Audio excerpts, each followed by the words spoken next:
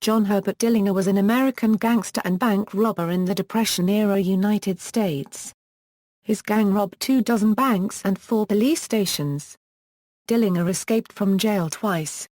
He was also charged with, but never convicted of, the murder of an East Chicago, Indiana police officer who shot Dillinger in his bulletproof vest during a shootout, prompting him to return fire. It was Dillinger's only homicide charge. In the heyday of the Depression-era outlaw, 1933–34, Dillinger was the most notorious of all, standing out even among more violent criminals such as Babyface Nelson, Pretty Boy Floyd, and Bonnie and Clyde. Media reports in his time were spiced with exaggerated accounts of Dillinger's bravado and daring and his colorful personality. The government demanded federal action, and J. Edgar Hoover developed a more sophisticated Federal Bureau of Investigation as a weapon against organized crime and used Dillinger and his gang as his campaign platform to launch the FBI. After evading police in 4 states for almost a year, Dillinger was wounded and returned to his father's home to recover. He returned to Chicago in July 1934 and met his end at the hands of police and federal agents who were informed of his whereabouts by Anna Kumper Florenmeier. On July 22, the Police and Division of Investigation closed in on the Biograph Theater. Federal agents, led by Melvin Purvis and Samuel P. Cowley, moved to arrest Dillinger as he left the theater. He pulled a weapon and attempted to flee but was shot 4 times and killed. Early life, family and background. John Herbert Dillinger was born on June 22, 1903, in the Oak Hills section of Indianapolis, Indiana, the younger of 2 children born to John Wilson Dillinger and Mary Ellen Molly Lancaster. According to some biographers, his grandfather, Matthias Dillinger, immigrated to the United States in 1851 from Metz, in the region of Alsace-Lorraine, then under French sovereignty. Matthias Dillinger was born in German-Prussian Gissingen, near Dillingen, Saarland. Dillinger's parents had married on August 23, 1887. Dillinger's father was a grocer by trade and, reportedly, a harsh man. In an interview with reporters, Dillinger said that he was firm in his discipline and believed in the adage "spare the rod and spoil the child." Dillinger's older sister, Audrey, was born March 6, 1889. Their mother died in 1907 just before his 4th birthday. Audrey married Emmett Fred Hancock that year and they had 7 children together. She cared for her brother John for several years until their father remarried in 1912 to Elizabeth Lizzie Fields. They had 3 children, Hubert, born 1912, Doris M. and Francis Dillinger. Reportedly, Dillinger initially disliked his stepmother, but he eventually came to love her. Formative years and marriage. As a teenager, Dillinger was frequently in trouble with the law for fighting and petty theft. He was also noted for his bewildering personality, and bullying of smaller children. He quit school to work in an Indianapolis machine shop. Although he worked hard at his job, he would stay out all night at parties. His father feared that the city was corrupting his son, prompting him to move the family to Mooresville, Indiana, in 1921. Dillinger's wild and rebellious behavior was resilient despite his new rural life. In 1922 he was arrested for auto theft, and his relationship with his father deteriorated. His troubles led him to enlist in the United States Navy where he was a fireman 3rd class assigned aboard the battleship Usa, Utah, but he deserted a few months later when his ship was docked in Boston. He was eventually dishonorably discharged. Dillinger then returned to Mooresville where he met Beryl Ethel Hovius. The two were married on April 12, 1924. He attempted to settle down, but he had difficulty holding a job and preserving his marriage. The marriage ended in divorce on June 20, 1929. Dillinger was unable to find a job and began planning a robbery with his friend Ed Singleton. The two robbed a local grocery store, stealing $50. Leaving the scene they were spotted by a minister who recognized the men and reported them to the police. The 2 men were arrested the next day.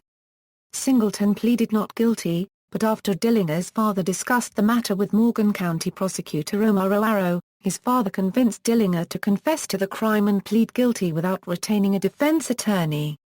Dillinger was convicted of assault and battery with intent to rob, and conspiracy to commit a felony.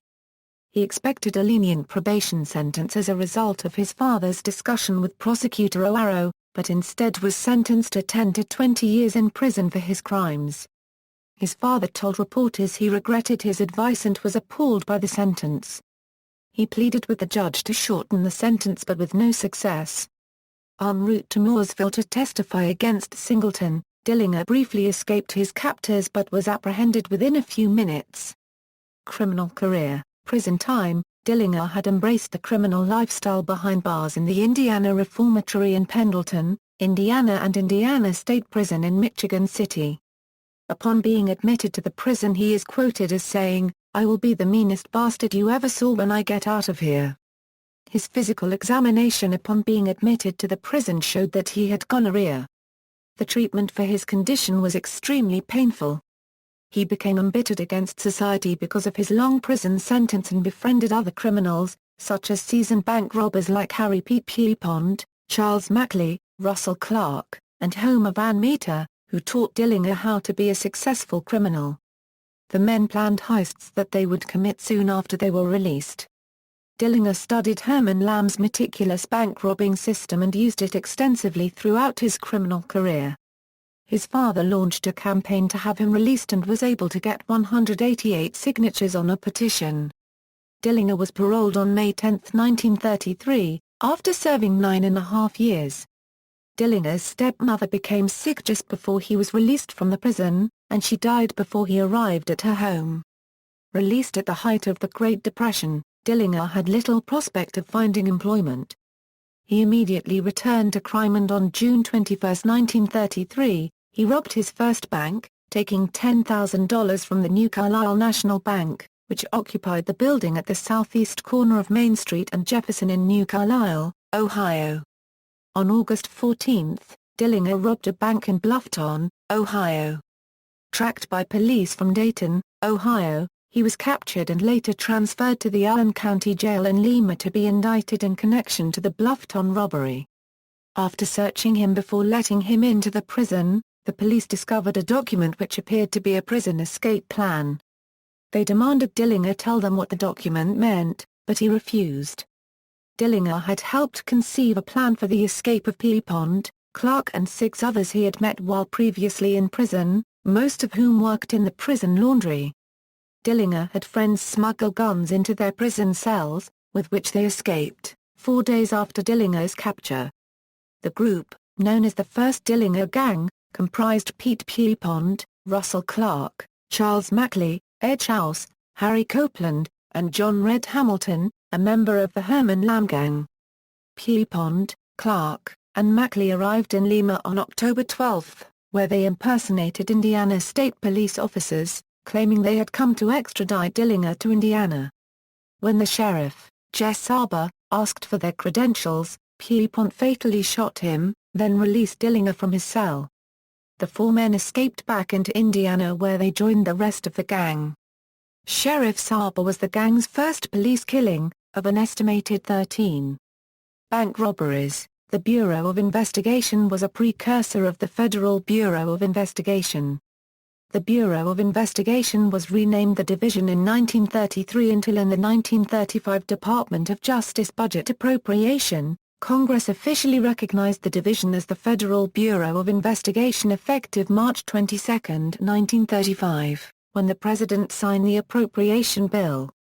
The newly designated FBI was brought into the investigation to help identify the criminals, although the men had not violated any federal law.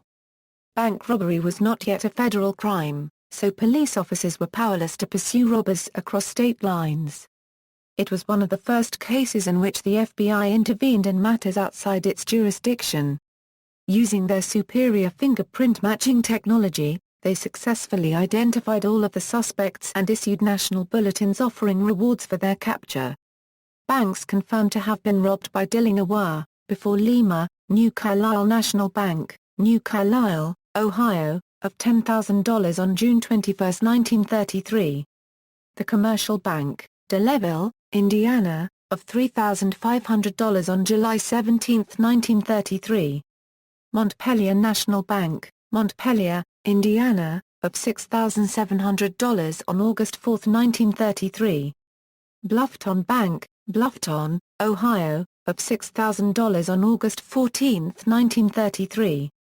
Massachusetts Avenue State Bank, Indianapolis, Indiana, of $21,000 on September 6, 1933.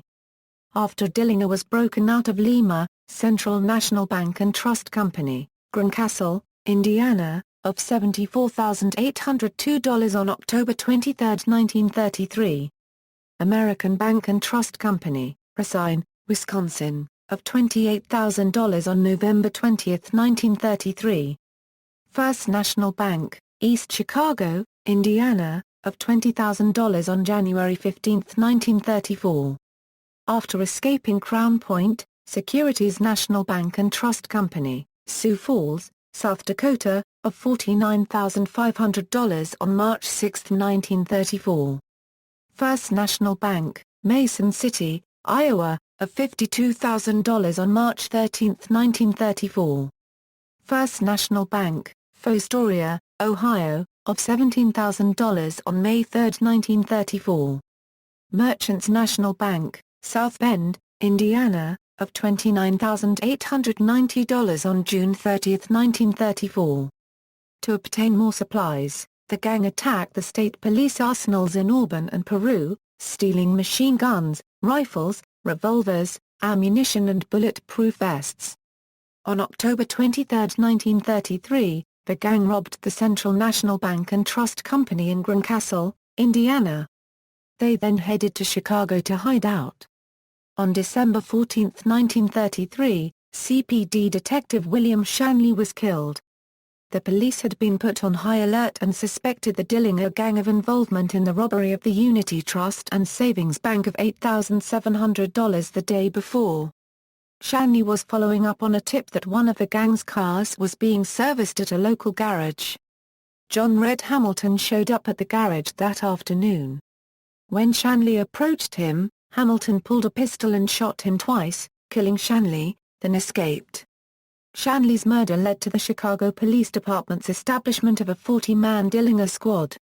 Dillinger and Freckett arrived at 901 South Atlantic Avenue, Daytona Beach, Florida, on Tuesday, December 19, renting a two-story house from realtor J.M. Green. A day or two later they were joined by the rest of the gang, Pierpont driving a 34 Buick, Mackley in his 34 Studebaker, along with Russell Clark and Opal Long in a Ford V8 Coupe, in addition to Dillinger's 33 Essex Terraplane. According to a statement given to the FBI by Beth Green, she was told by Billy that the house had a beautiful round living room, with 4 fireplaces situated in the center of the room. Freckett had indicated to Green that Opal Long usually was the one who liked to puze in the kitchen and would sometimes cook, but on this trip she made it known to everyone that she was on vacation and would not be doing any cooking. According to Edwin Utter, the caretaker who occupied the garage apartment at the same address, the 4 couples kept to themselves and had no outside contacts, as far as he knew, and no one was seen to visit them. The group appeared to Utter to be the gangster type. The gang did mention to him that they were from Chicago. Utter said the group received considerable mail. After the gang left, several letters came addressed to Frank Kirtley, J.C. Davis and J.C. Evans. As the gang left no forwarding addresses, the letters were returned to the postman. No phone calls were ever made, as the house didn't have one. Utter stated there was considerable drinking going on, especially at night. He said the gang stayed at the cottage until about Friday, January 12, leaving at night.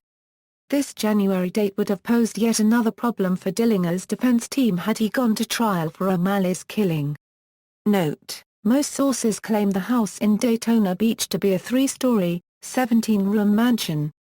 The interview of Utter was conducted at the South Atlantic Avenue address by Agent R.L. Shivers, accompanied by Daytona Chief of Police Haney.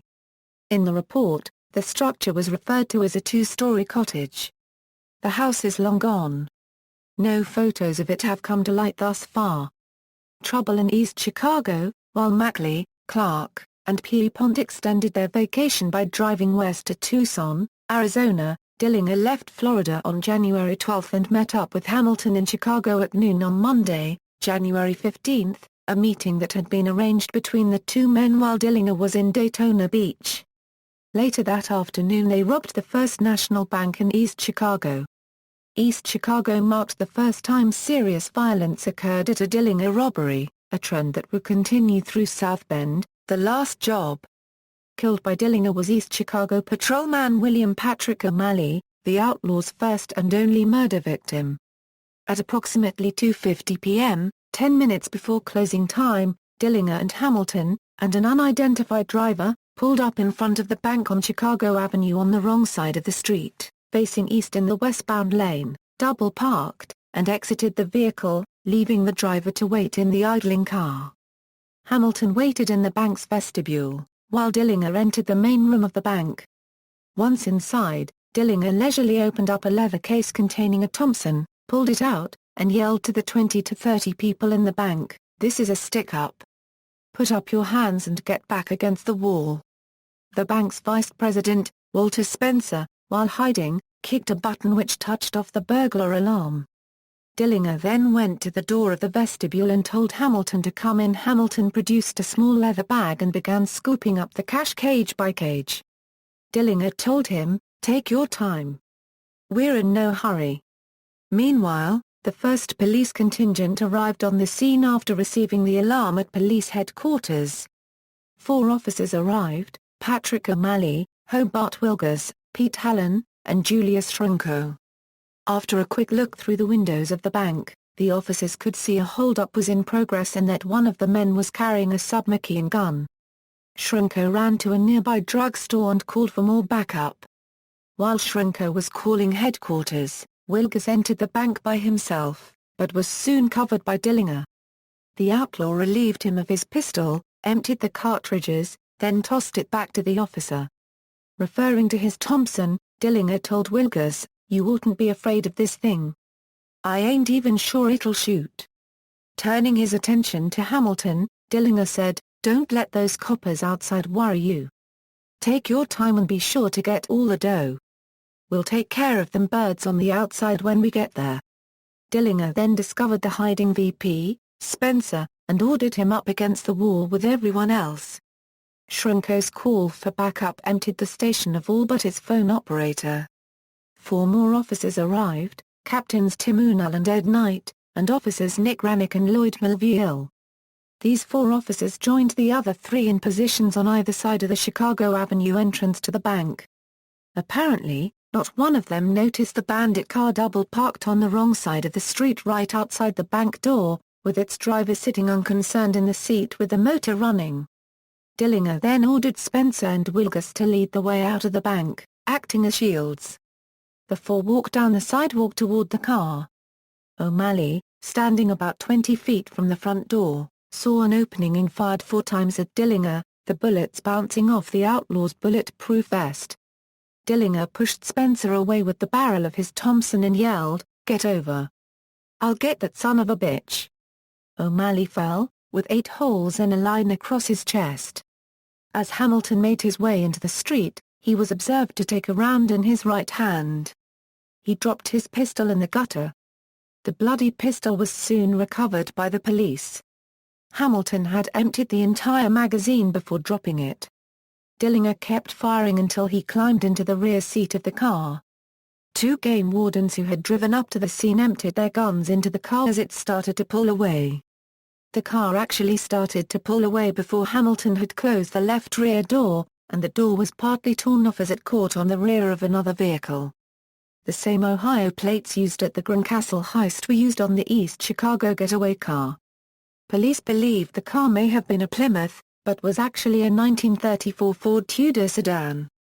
The abandoned car was found the following day at Byron Street and California Avenue, Chicago.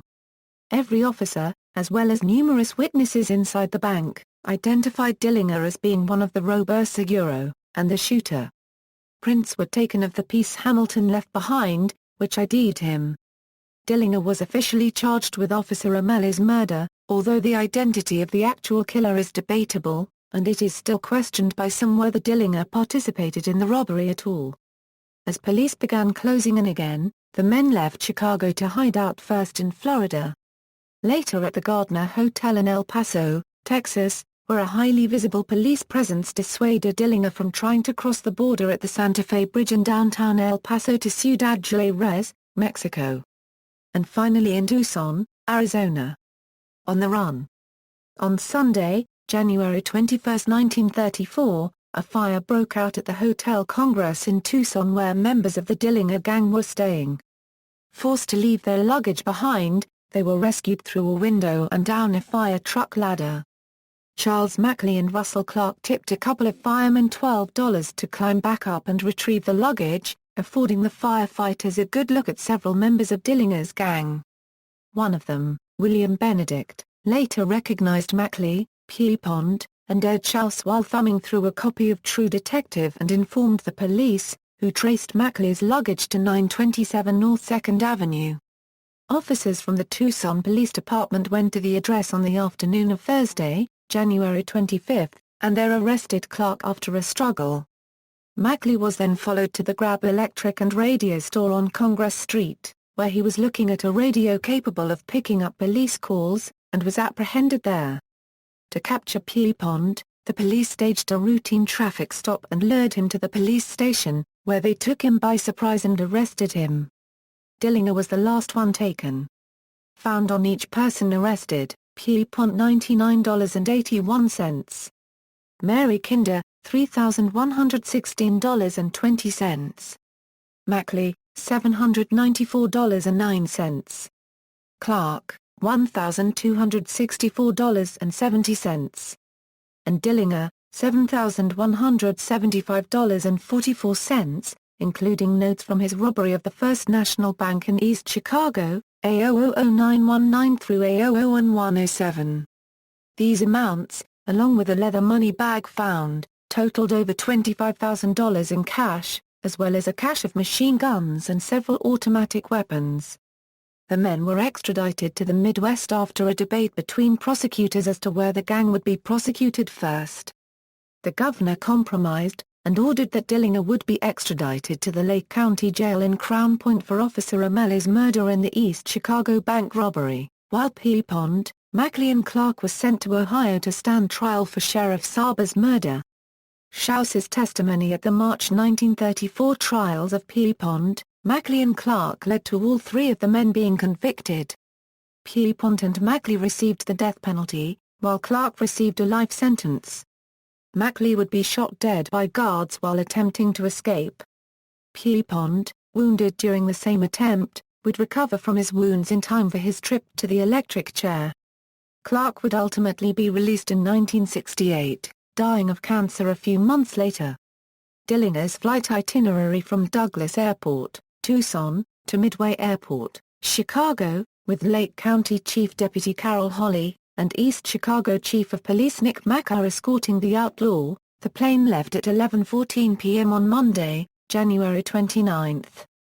After stops in Douglas, Arizona, El Paso, Abilene, Dallas, Fort Worth, Little Rock and Memphis, there was yet another stop in St. Louis, where Chicago Times reporter-photographer Sol Davis boarded the aircraft and was obliged by Dillinger to take a few photos and ask some questions. After a while, growing weary of the questions and being photographed, the outlaw told Davis, "Go away and let me sleep." Dillinger's brutal flight schedule ended at about 6 p.m. January 30 when the plane finally touched down at Midway. Waiting for him on the ground were 32 heavily armed Chicago policemen. A 13-car caravan consisting of 29 troopers from Indiana was ready to escort Dillinger to Crown Point, 30 miles away, to be tried for the O'Malley killing.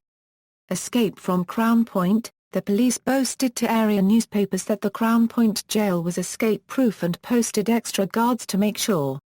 What happened on the day of Dillinger's escape on March 3 is still open to debate.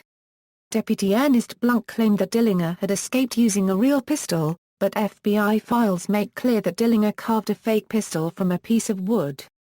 Sam Cahoon, a trustee that Dillinger first took hostage in the jail, believed that Dillinger had carved the gun with a razor and some shelving in his cell. However, According to an unpublished interview with Dillinger's attorney, Louis Pickett, and his investigator, Art O'Leary, it was later revealed that O'Leary claimed to have sneaked the gun in himself. The death of Youngblood. On Friday, March 16, Youngblood, Dillinger's fellow Crown Point escapee, died from multiple gunshot wounds in a gun battle with 3 police officers in Port Huron, Michigan. Deputy Sheriff Charles Cavanaugh was also mortally wounded in the battle and died a few hours later. Before he died, Youngblood had told the officers that Dillinger was in the neighborhood of Port Huron, and immediately officers began a search for the escaped man, but no trace of him was found. It is said that later Youngblood retracted the story and said he did not know where Dillinger was at that time, as he had parted with him soon after their escape from the Crown Point jail. Dillinger was indicted by a local grand jury, and the BOI organized a nationwide manhunt for him. After escaping from Crown Point, Dillinger reunited with his girlfriend, Evelyn Billy Freckett, just hours after his escape at her half-sister Patsy's Chicago apartment, where she was also staying. According to Billy's trial testimony, Dillinger stayed with her there for almost 2 weeks, but the two actually had traveled to the Twin Cities and moved into the Santa Monica Apartments, Unit 106, 3252 South Girard Avenue, Minneapolis, on March 4 and met up with Hamilton, and mustered a new gang, and the two joined Babyface Nelson's gang, composed of Homer Van Meter, Tommy Carroll and Eddie Green. Sioux Falls, South Dakota, robbery. 3 days after Dillinger's escape, Tuesday, March 6, at about 9:45 a.m., a green 1934 Packard Super 8, 1934 Kansas license 13-786, filled with 6 men pulled in front of Mr. and Mrs. L.O. Richardson at the intersection of Dakota Avenue and 9th Street and stopped. Richardson blew his horn at the car to move. The couple watched the car begin to move forward, then park near the curb at the Security National Bank and Trust Company. Mary Lucas, bookkeeper for the bank, was applying some lipstick when she looked out the window and saw the big green Packard roll up the street. "If I ever saw a hold-up car, that's one," she said to a bank stenographer next to her. The stenographer laughed, saying that she'd been hearing too much lately about bank robberies. Before they could get back to their desks, Dillinger, Nelson, Green and Van Meter were in the bank lobby, cursing and yelling for the money. Hamilton, the driver, stayed with the car, while Tommy Carroll patrolled outside the bank with a Thompson. Inside, Nelson spotted motorcycle patrolman Hale Keith, who was approaching the bank on foot. He fired his Thompson at Keith through a plate glass window while standing on an assistant cashier's counter. Keith, who survived his wounds, was hit in the abdomen, in the right leg, about 6 inches below the hip, the right wrist, and the right arm, just below the elbow. Nelson was reported to have laughed when Keith fell, then saying, "I got one. I got one." H.M. Shoebotham, a reporter for the Daily Argus-Leader, happened to be in the office of Sheriff Mel Sells when the phone rang. Shoebotham, his eyes bulged. "What?" "They're robbing the Security Bank," he shouted. Mel grabbed a machine gun and a riot gun, handing the riot gun to me, of all people. We climbed into his coupe and headed for the robbery scene, 3 blocks away. On the way to the bank, Mel figured his strategy. Across from the bank stood the Lincoln Hotel. He planned to reach a second-floor window, stick his gun out and let the bandits have it. When we reached the bank, scores of spectators were watching the bizarre spectacle. In the center of the street in front of the bank stood one of the bandits with a machine gun. Now and then he would fire a few volleys to keep the people impressed. Mel had backed his coupe into the alley behind the Lincoln Hotel and had taken the riot gun to the second floor, leaving the Thompson with Shoebotham. Surrounding themselves with bystanders, the robbers backed out of the bank to the Packard. No officers dared to shoot. The outlaws picked out 5 people to go with as hostages and commanded them to stand on the running boards. The hostages were Leo Olson, teller; Mildred Bostwick, Alice Bijan, Emma Nage, stenographers; and Mary Lucas. "They made us stand on the running boards," said Lucas. "They rolled down the windows and held onto our arms." As the Packard sped away from the bank, Patrolman Harley Crisman got off one rifle round to the hood of the car, hitting the radiator. Lucas, someone shot from the street at the car. The bullet hit the radiator. The gangsters cursed. Dillinger told them, keep driving. They drove fast and it was cold. I had on a suit. The other girls wore dresses. Just out of town we saw 2 horse-drawn milk wagons, each headed in a different direction. The milkman stood in the street visiting. The driver swerved the car up over the curb and we went around them without losing speed. Then they slowed down.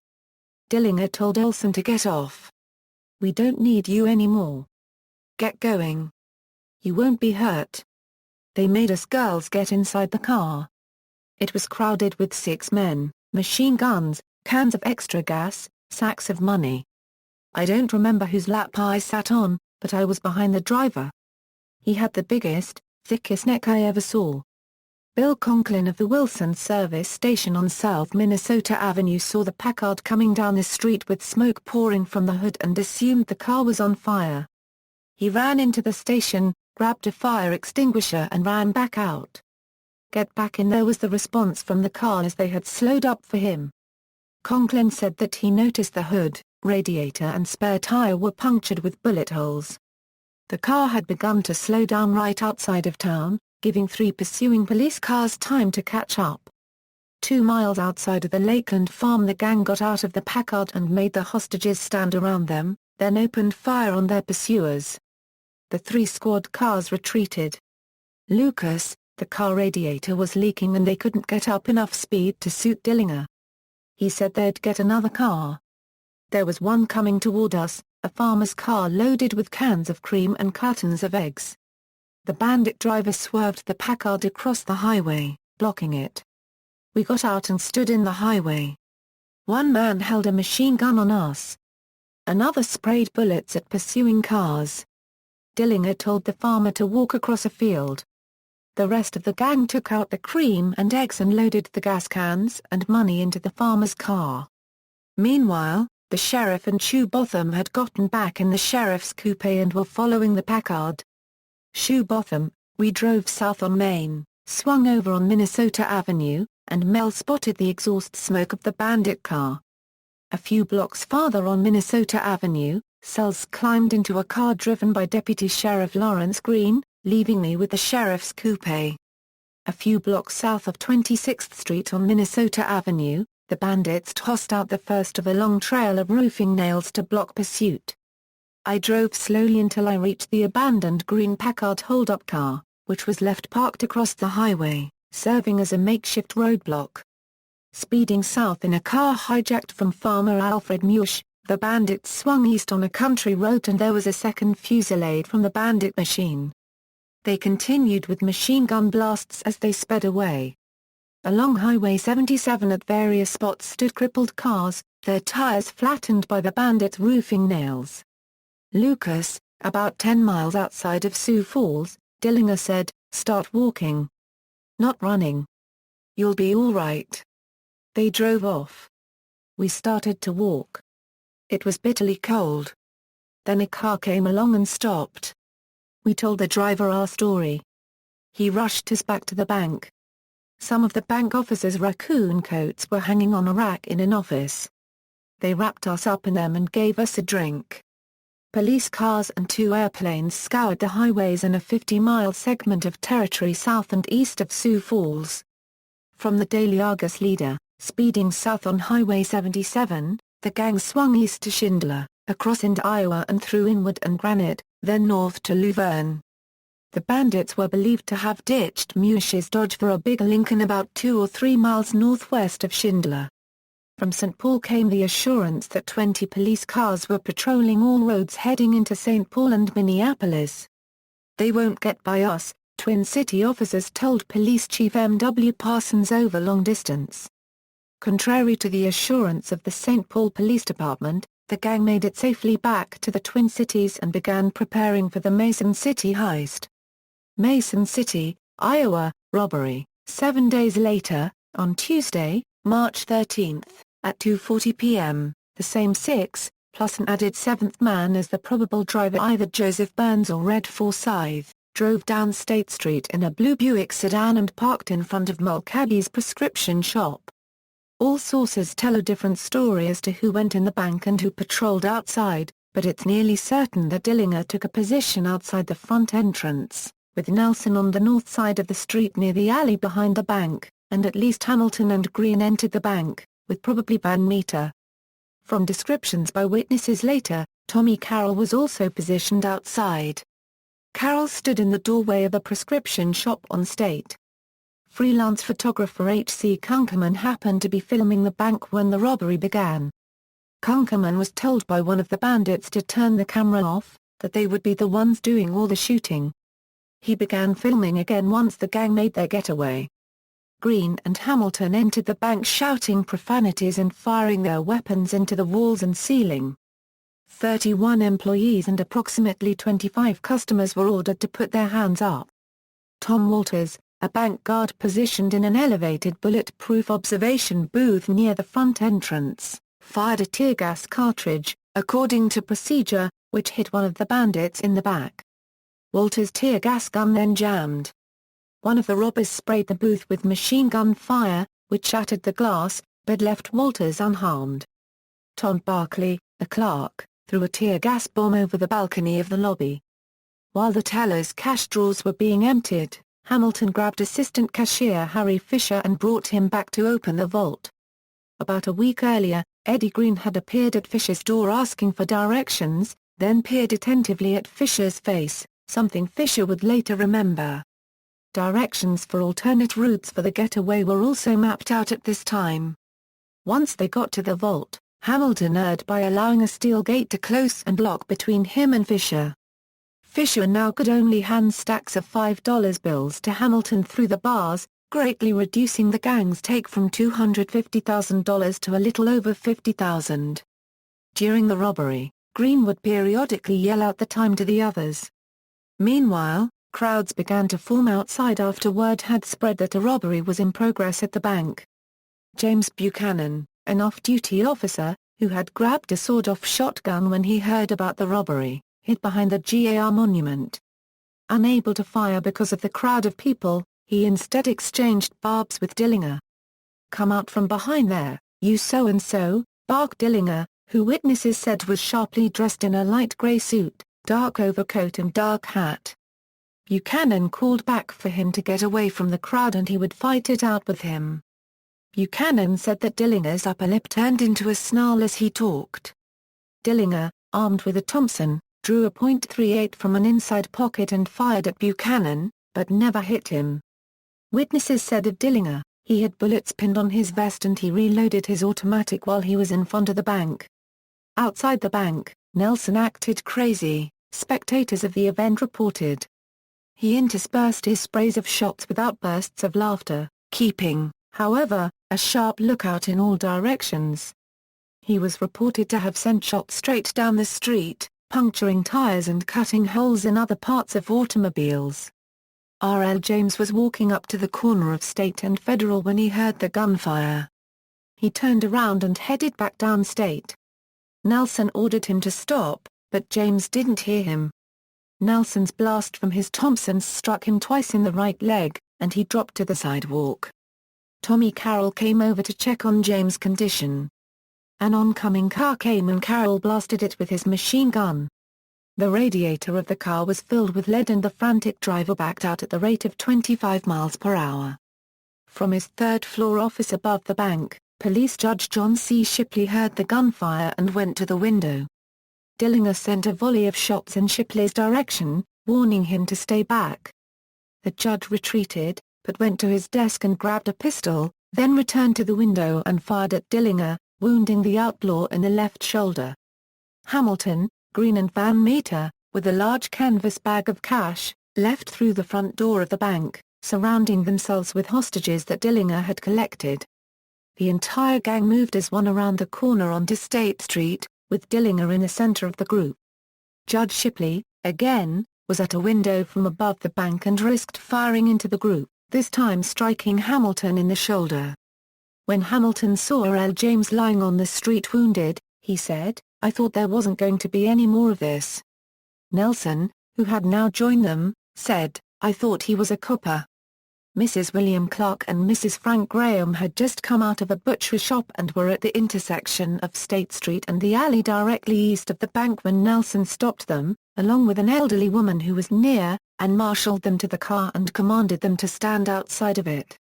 Before they reached the car, Nelson snatched the package of meat from Mrs. Clark's hands, threw it to the ground and stomped on it, silencing her protests with, "You'll get paid plenty for it." The number of hostages varies wildly in Dillinger books, but the Mason City Globe-Gazette from that day names 11 people. A couple women sat inside the car on the laps of the outlaws. Bill Schmidt, an employee of Kilmer Drug, was delivering a bag of sandwiches to the bank and was stopped by Dillinger and also shoved into the Buick. While riding through town, the bag of sandwiches was discovered and they were quickly eaten by the gang. The Buick slowly moved north on Federal Avenue to 2nd Street, taking a left, headed west to Adams, taking another left. The car stayed at about 25 mph within the downtown area. Near 4th Street, Clarence MGOWAN, along with his wife and 5-year-old daughter, spotted the car. McGowan began to pursue the bandit car after mistakenly believing the vehicle, loaded with people on the outside of the car, to be part of a wedding or some kind of wild demonstration. He was shot in the abdomen after pulling up too close to the Buick. McGowan went home and bathed before going to the hospital. Both McGowan and R.L. James, Nelson's casualty, recovered. The Buick stopped from time to time so that roofing nails could be spread across the highway, sacks full of them. Oncoming cars were stopped by the gang and were ordered to stay where they were for 5 minutes before moving on. Bill Schmidt, the bandits would drive fairly fast on the straightaway, but slow down for the bumps. The hostages were let off a few at a time and individually. Mrs. Clark and Mrs. Graham were the last 2 hostages to be released, at a point 3.5 miles south and 1.5 miles east of Mason City. Asked if she'd be able to identify any of the men, Mrs. Clark said, "I sure would. Especially the one who winked at me." The Buick was found in a gravel pit about 4 miles south of the city later that evening. According to police, 2 cars had been waiting for the gang, with 1 driver in each vehicle.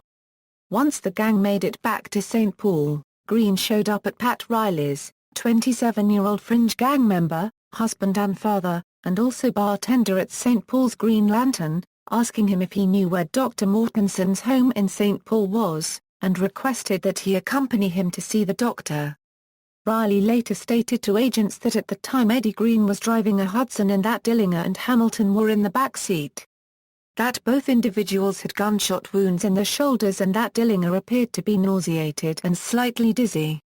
All 4 proceeded to Mortenson's home at 2252 Fairmount Avenue in St. Paul, arriving just after midnight. Mortenson answered the call in this nightclothes. He examined both men, probing the wounds. Riley said that during this time Dillinger was quite ill and wobbly or faint, and had to sit down on the couch. Mortenson told them the wounds weren't serious and that he didn't have his medical bag there.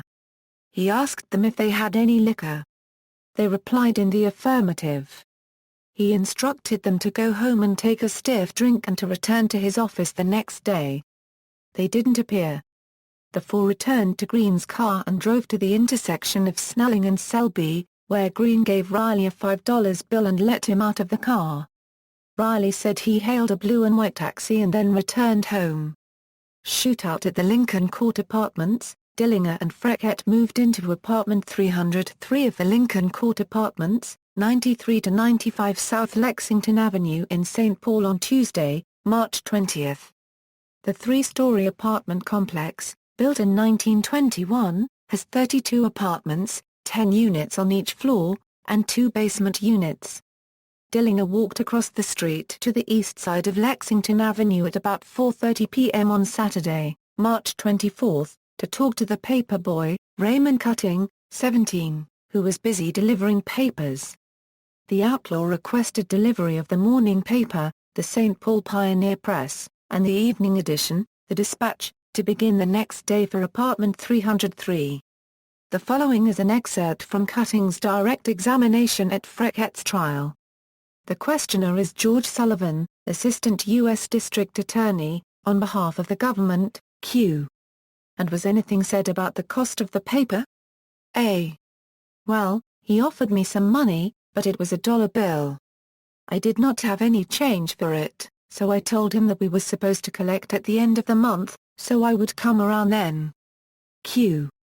And what did he say or how did he respond to that? A. Well, he responded with a very peculiar smile.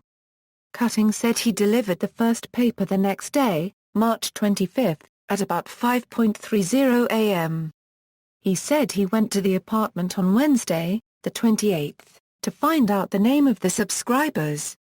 Billy answered the knock, only opening the door about 5 inches, and gave the name J. Hellman to the boy, then closed the door. Cutting had no further contact with either occupant again. Daisy Coffey, the landlord-owner, testified at Billy's trial that she spent most evenings during the Hellman stay furnishing apartment 310, which just happened to be perfectly situated for her to observe what was happening in apartment 303 directly across the courtyard. She was curious enough to take a peek the first night the new tenants moved in, March 20, when the lights were on, and the people were moving about. The shades were usually drawn, but she did catch glimpses. She said she saw Mrs. Hellman, Billy, washing and wiping dishes at various times. On March 26 Coffey was standing just outside of apartment 304, across the hall from 303, when Mrs. Hellman came up the rear stairs carrying groceries, accompanied by a man. The question of what the man looked like was never asked in court. On the morning of the escape, Coffey stated she saw 2 women leave the building shortly after 10 a.m., one with red hair, and the other, I don't know about the color. It looked to have been almost every color. With Daisy Coffey becoming more and more suspicious of the goings-on in the apartment, on Friday, March 30, she alerted Werner Haney, special agent in charge of the St. Paul office, of the suspicious behavior of her new tenants, Mr. and Mrs. Carl T. Hellman, including information about the couple's new Hudson sedan parked in the garage behind the apartments. The building was placed under surveillance by 2 agents, Rufus Coulter and Rosser Knowles, that night, but they failed to observe anything unusual, mainly due to drawn blinds. The next morning at approximately 10:15, Knowles circled around the block looking for the Hudson, but observed nothing. He parked on Lincoln, and about 2 minutes later he saw 2 women walking down Lexington, in front of the apartments, and turn onto Lincoln. At the same time, a Ford sedan bearing 1934 Minnesota license B4199975 turned off of Lexington onto Lincoln, proceeding on the wrong side of the street, stopped and picked up the 2 women and drove away. Following this, for a better view of the front of the apartment building, Knowles moved his car and parked on the west side of Lexington, at the northwest corner of Lexington and Lincoln, and remained in his car while watching Coulter and Henry Cummings, a St. Paul PD detective, pull up about the same time to the front of the complex, park, and enter the building.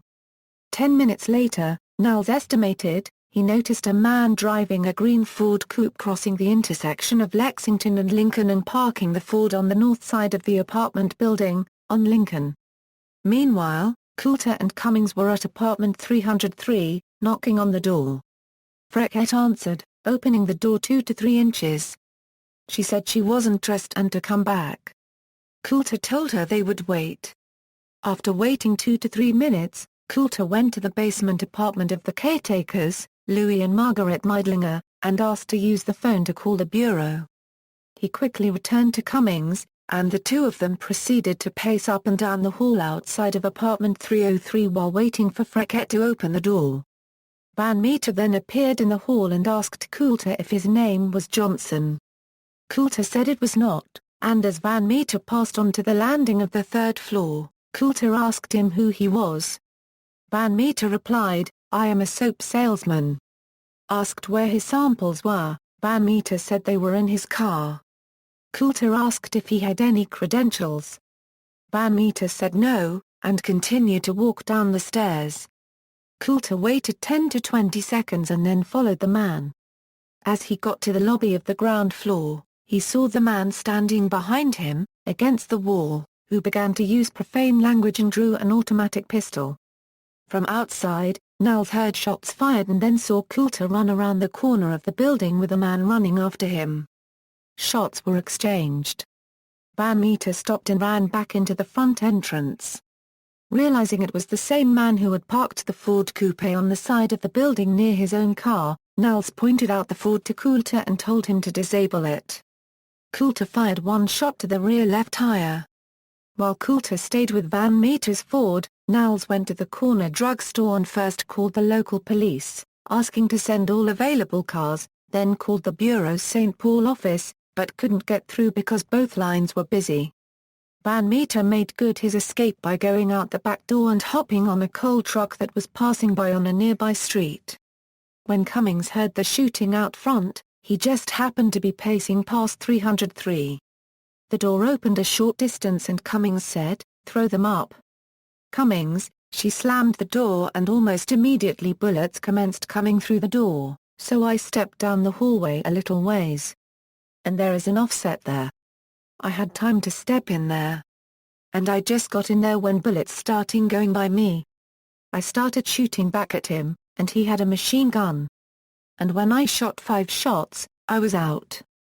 So I made a duck down the stairway, and when I got downstairs I reloaded and came back. But instead of immediately going back to 303, as he testified, Cummings actually first went down the front stairs and walked out the front entrance. At this time Billy was backing the car out of the garage in the alley, and she and Dillinger were off to Eddie Green's in Minneapolis. Meanwhile, Knowles had returned from the corner drugstore and relieved Coulter, who then met up with Cummings at the front entrance, and together they went back up to 303. Knowles stayed with Van Meter's car. It should be pointed out that Van Meter's car was parked exactly in line with the rear alley of the apartment building, giving a perfect view of the rear door, the door Dillinger and Freckett exited, not to mention Van Meter. This fact was never brought up at any time during the Freckett-May trial and, more importantly, neither Knowles nor Coulter were questioned about it. In Billy's words from her harboring trial testimony, "So I went back to get dressed, and Mr. Dillinger said, 'Who are they?' And I said, 'A couple of policemen,' and he said, 'Well, don't let them in,' he said, 'Come in and get dressed.' So I started getting dressed, and I kept asking him, 'What are we going to do?' He said, 'Never mind.' So he was getting dressed, and so was I. He got a grip out and started packing, and told me to throw a few of my things in it, so I did. And just about that time I think there were shots outside, and I went over to the window and I didn't see anything. So Mr. Dillinger was getting his coat on and things at the time. I was still getting the grip all ready. I was in the black bedroom getting this grip ready, and he started shooting out through the front door of the apartment. I went running out there, and I said, 'My God, don't shoot.' I said, 'Try and get out of here, but don't shoot. You can leave me here.' When interviewed in prison sometime during the summer of '34, pre-July 22, Freckett had said, 'Suddenly, I heard a burst of machine gun fire in the parlor. I rushed to the room and there stood John, the smoking weapon in his hands. A burst of bullets had cut a weird pattern in the front door. He said, 'Get that suitcase and follow me.' I did as he commanded, but the suitcase was heavier than I thought. John kept a gun and other effects packed in it for emergencies at all times. John walked to the door and snapped back the bolt. He flung the door open wide and stepped into the hall. As he did so, he sent another burst of machine gun fire along the hall toward the front of the building. A man, barricaded someplace there, returned the fire. John motioned me to pass behind him and start down the hall. He covered my retreat, coming back behind me. We reached the stairs and hurried down, the heavy case almost pulling my arms from their sockets. John kept the machine gun ready, playing it back and forth in all directions as he looked for would-be assailants. Agent Murray Faulkner interviewed Freckett in Chicago on April 10, where she sheds some light on Dillinger firing the Thompson down the hallway. From Faulkner's direct examination at Billy's trial, she said she had gotten some things in a bag, and he told her to follow him. He got to the door and turned the machine gun down the hall and fired a short burst in that direction, and then turned the machine gun the other way and fired a burst there. Dillinger shot up 5 doors in the apartment building, 303, 304, the service door to 304, and the doors on both ends of the 3rd floor. Freckett, as we reached the back door, he handed me the keys to the car, which was parked in a garage a few doors down the alley.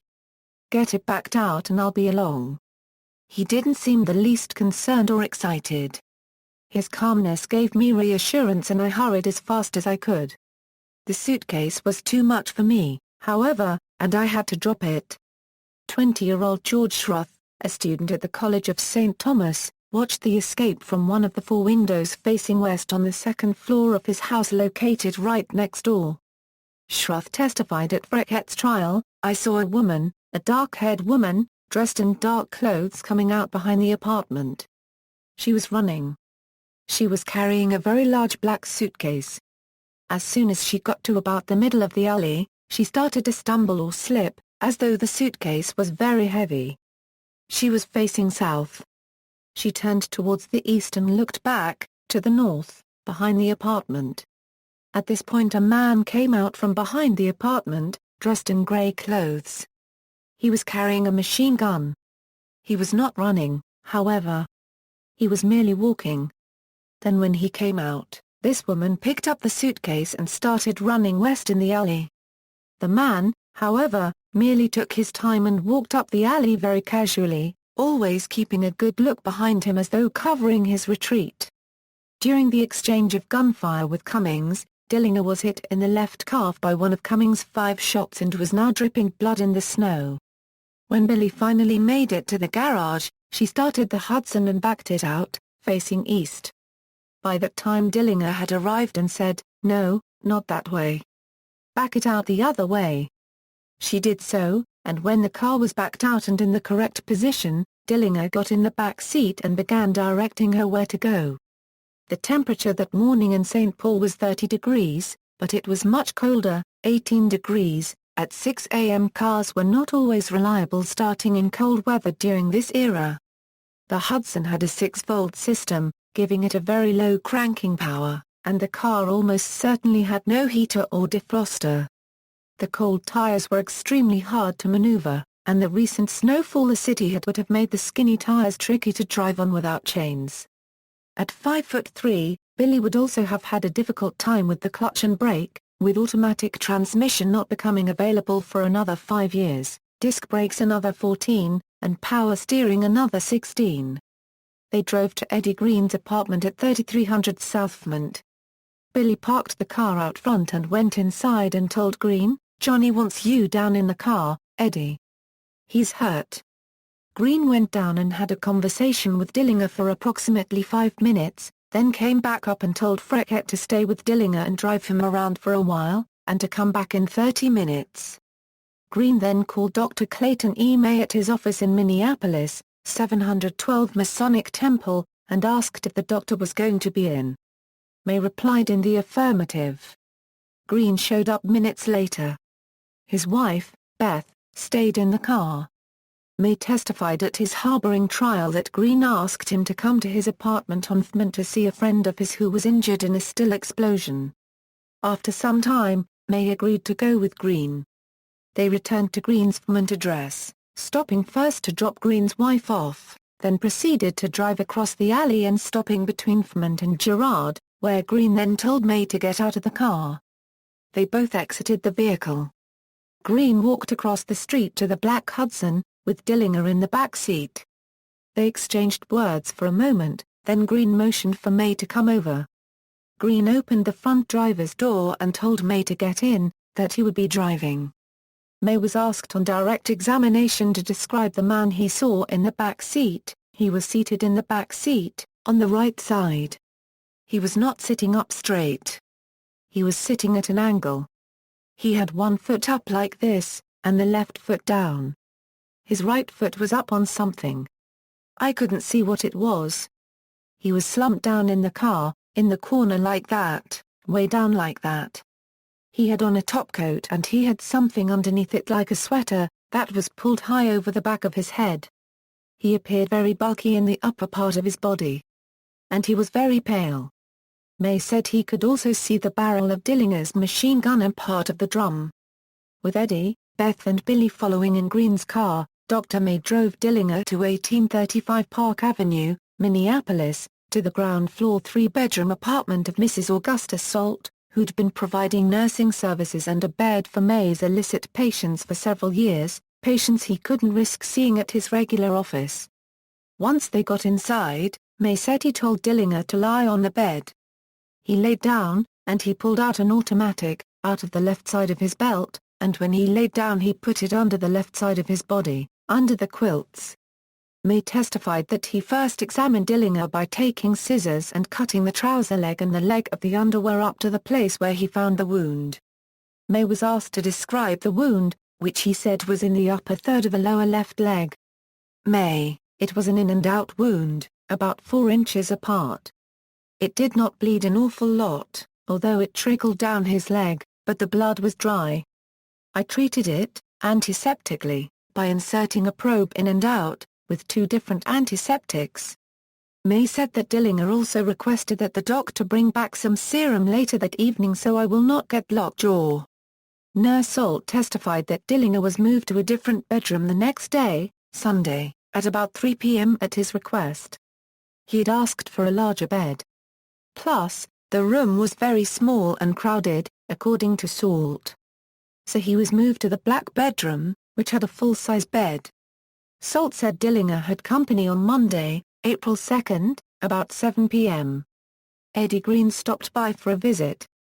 She recalled Green saying to Dillinger, "This is better. Do you want to stay here?" Dillinger said, "No, I would rather be moving." Green then said, "Have you got plenty of Jack?" And Dillinger said, "Yes," and then they both smiled. Dillinger's convalescence at Dr. May's lasted 5 days, until Wednesday, April 4, a week before Eddie Green died from wounds received on April 3.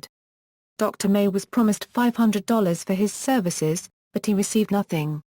A family reunion and picnic back on the farm. After leaving Minneapolis, Dillinger and Freckett traveled to Mooresville to visit Dillinger's father, arriving either the late evening of April 5 or the early morning of April 6. The two entered the home of his father via the fields to the rear of the house. Dillinger later obtained his Hudson and concealed it in the barn. The two spent the balance of the night at the house. Friday, April 6 was spent at the farm in an effort to contact members of the family, particularly Hubert.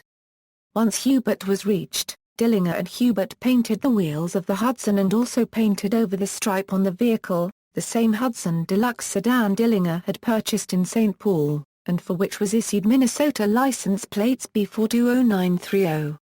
While in Mooresville the car had Tennessee tags. On April 6, Hubert and Dillinger left Mooresville at about 8 p.m. and proceeded to Leipsic, Ohio, where they called on Joseph and Lena Pierpont, Harry's parents. Hubert waited in the car for 15 minutes while Dillinger was at the door. The Pierponts weren't home. The two left Leipsic around midnight and started heading back to Mooresville. On Saturday, April 7, at approximately 3:30 a.m. near Noblesville, Indiana, about 23 miles north of Indianapolis, Dillinger and his half-brother Hubert rammed the Hudson into a Model A driven by Mr. and Mrs. Joseph Manning of Peru, Indiana, after Hubert had fallen asleep behind the wheel. They crashed through a farm fence and traveled about 200 feet into the woods. The Mannings told police that one man started walking in the direction of Indianapolis while the other went through a wooded section along the road. Dillinger also grabbed the Thompson from the car and removed the license plates. Both the outlaw and his brother safely made it back to the Mooresville farm. Swarms of police showed up at the accident scene within a couple of hours, including Matt Leach, who was quoted as saying how lucky Dillinger was, as not a single tree had been hit by the car during its ride through the woods. Found in the car were maps, a machine gun clip, a length of rope, and a bullwhip. According to Hubert, his brother planned to pay a visit with the bullwhip to his former one-armed shyster lawyer at Crown Point, Joseph Ryan, who had run off with his retainer after being replaced by Louis Pickett. From a report in the Dillinger file, in connection with the Hudson Deluxe sedan, April 7, 34, on Highway 31, north of Noblesville, Indiana, After it had been wrecked by John Dillinger and Herbert Dillinger at this point, it is indicated that the sheriff is now offering the car for sale and the returns from same will be turned into the state after any liens against it have been satisfied. An examination of the car by Agent Bears at Noblesville disclosed that it had been painted over, that is, the cream-colored stripes were painted black and a shield on the front of the radiator had been painted black. Also on Saturday morning, April 7, at about 10:30, while Herbert and Dillinger were making their way back to the farm from Noblesville, or were possibly back home in bed after their misadventure, Billy, Herbert and Herbert's wife contacted Alban Dorsey, salesman at the Frank Hatfield Motor Company, 625 Capitol Avenue, Indianapolis, and arranged for the purchase of a four-door Ford V8, black, motor number 751,635, registering it in the name of Mrs. Frederick Penfield, 409 North La Salle, Indianapolis. Also issued at this time was license number 83689. At 2:30 p.m., Billy and Herbert went to pick up the V8, then returned to Mooresville. On Sunday, April 8, the Dillingers enjoyed a family picnic, including a photo session, all the while the FBI had the farm under surveillance nearby. Dillinger's favorites were served, fried chicken and everything that goes with it, along with coconut cream pie. Audrey Hancock, Dillinger's sister, "I cooked dinner down there. My half-brother come and told us somebody at Pop's wanted to see us. I knew pretty well who it was and went right away. All the family was there. There must have been a dozen of us." Fred Hancock later claimed to agents that he didn't have much conversation this afternoon with John because he was busy flying a kite in the yard. At some point during the afternoon, someone drove Audrey into Mooresville, where she bought adhesive tape and mercurochrome to redress Dillinger's bullet wound.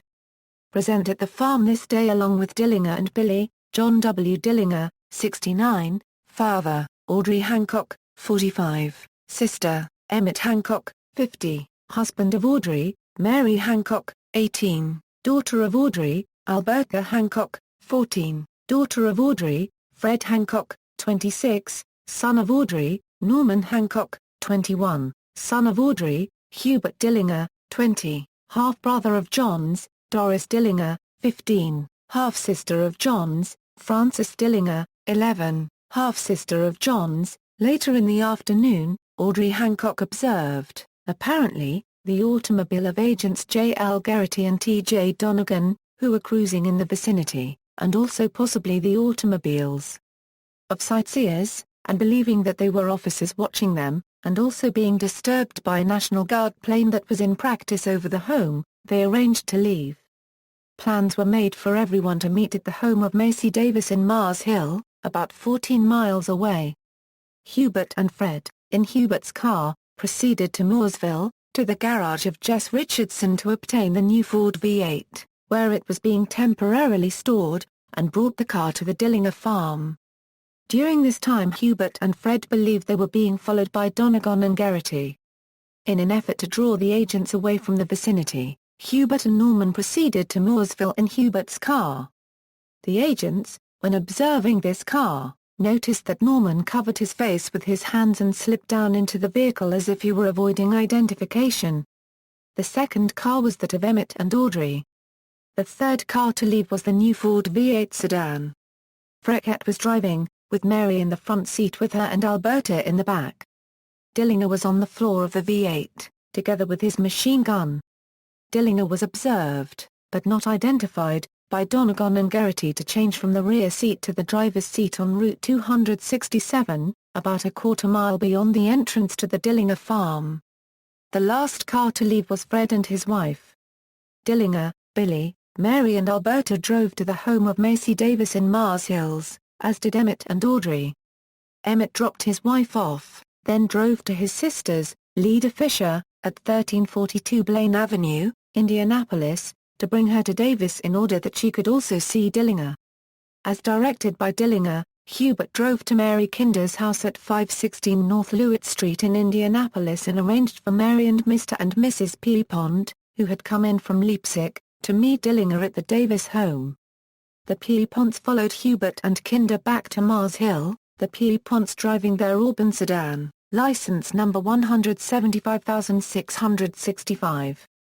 Mrs. Macy Davis later told agents that Mary Hancock introduced John to everyone as, "This is Uncle John, the ex-con." After some conversation in the Davis home, Dillinger, Mr. and Mrs. Pierpont, and Mary Hancock rode around in the Pierponts' Auburn, with Dillinger and the Pierponts principally discussing the possibility of getting money for the appeal for Harry in Ohio, followed by Norman and Billy in the Ford V8.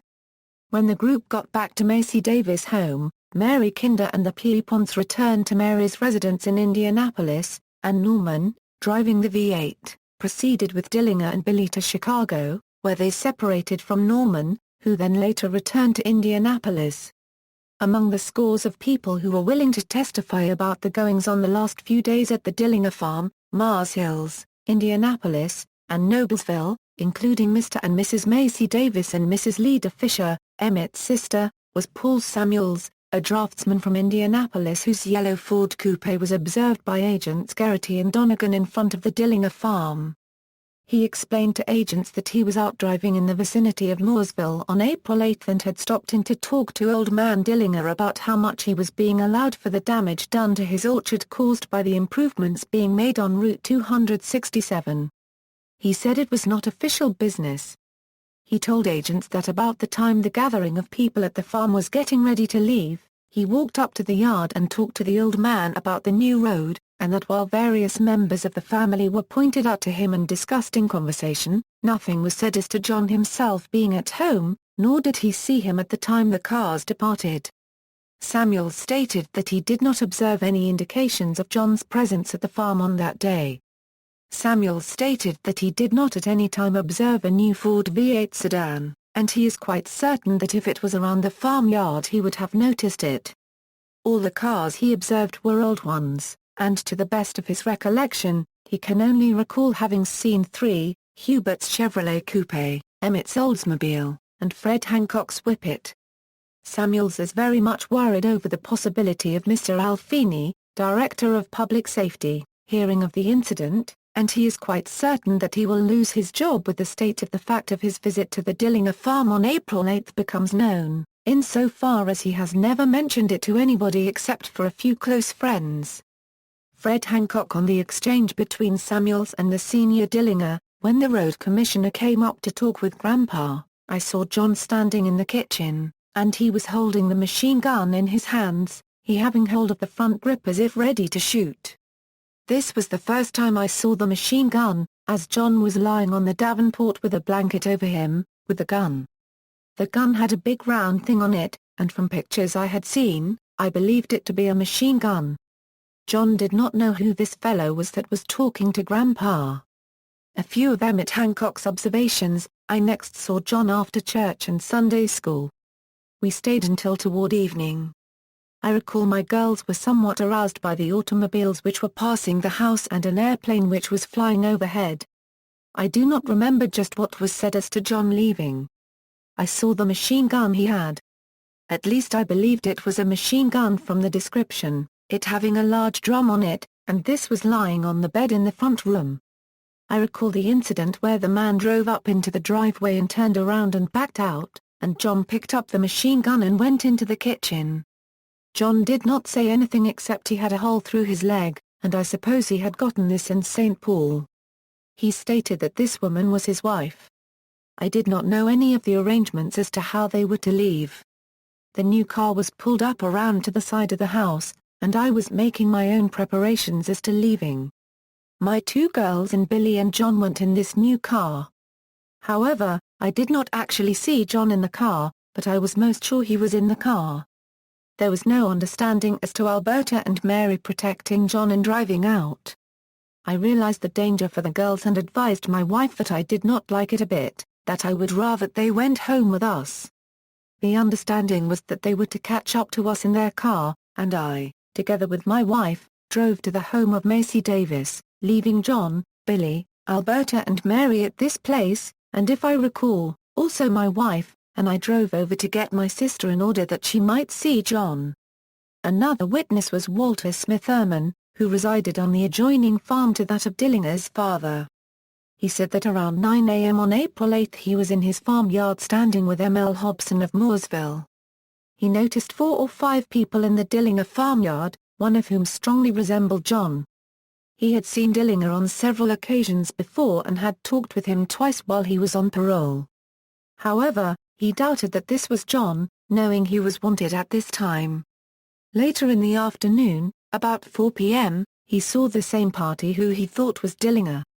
That he had light red hair and limped slightly when he walked. That the red hair confused him as to his identification. From the file regarding Smith Erman's friend, M.L. Hobson, Hobson could not positively identify Dillinger, as he only saw the man walk from the house to the back house. What made him think it was Dillinger was because he recognized the droop of the shoulders that was characteristic of Dillinger. The following is a memo contained in a 14-page report in the FBI Dillinger file concerning several of the principals involved in the events of early April: attitude, background and prior association of persons indicated with Dillinger. Herbert Dillinger. Herbert has been the member of the family most frequently contacted by John Dillinger in his travels through Indianapolis during the time Dillinger was a fugitive. Herbert is 20 years of age and married. He is employed with Fred Hancock at a filling station at 3301 East New York Street, Indianapolis, and in surveillance of his activities, it is noted that he associates with various girls of loose character, neglecting his wife to do so. He is now driving a Chevrolet Coupe, seized from John Dillinger September 26, 1933, and carries a .38 automatic. He has been very active in his efforts to detect whether any agents have been covering the filling station or the home of his father in Mooresville. Fred Hancock. This party also works at the same filling station. He is married, associates with various girls of loose character, neglecting his wife to do so. On July 23, 1934, in a telephone conversation with a girlfriend of Herbert's, in answer to the girl's wish that the double-crosser who turned John in would get his, Fred said, "Don't worry. They will." This party also carries a .38 automatic. Conversation as reported by informant A.C. McGinnis indicates that both were desirous of helping Dillinger if they could, which is also indicated in conversations with other friends. John W. Dillinger. This party has indicated to newspapermen that he believes government agents were covering his place and has been alert to detect our cover of his home. On July 20, 1934, at 6:45 p.m. he came out of his house with his shotgun and searched the entire orchard to the north side of his house. Herbert has also been active at the home of his father in an effort to detect whether the agents were covering the place or going upon their property. Norman Hancock. Norman has indicated what is believed to be a sincere effort to cooperate with us. Same, however, being for the purpose of saving his mother, Audrey, from possible prosecution or danger should Dillinger appear at their home. Audrey Hancock. This woman has indicated in an interview a pleasing, agreeable attitude. This woman reared John for a considerable period subsequent to the death of his mother when John was about 2.5 years of age. Since the death of Dillinger, she has been very hostile and accused agents who called at her house of having murdered John like a dog.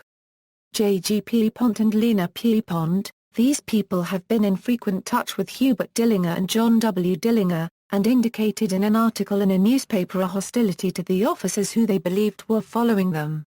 The family is of a very low social status, having concealed Harry Pierpont, who was living with Mary Kinder, at their home after his escape September 26, 1933 from the Michigan City State Penitentiary. They also concealed other members of the gang at this time up until the murder of Sheriff Jesse Saba, Lima, Ohio, then living at Leipsic, Ohio.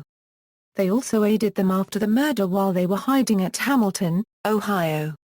Mary Kinder. This woman is a low-type character. She lived with Pierpont at Leipsic, Ohio, before the murder at Lima, Ohio. She lived with Pierpont at Hamilton, Ohio, after the murder. Also in Florida, also at Tucson, Arizona, where Dillinger, Pierpont and others were apprehended in January 1934.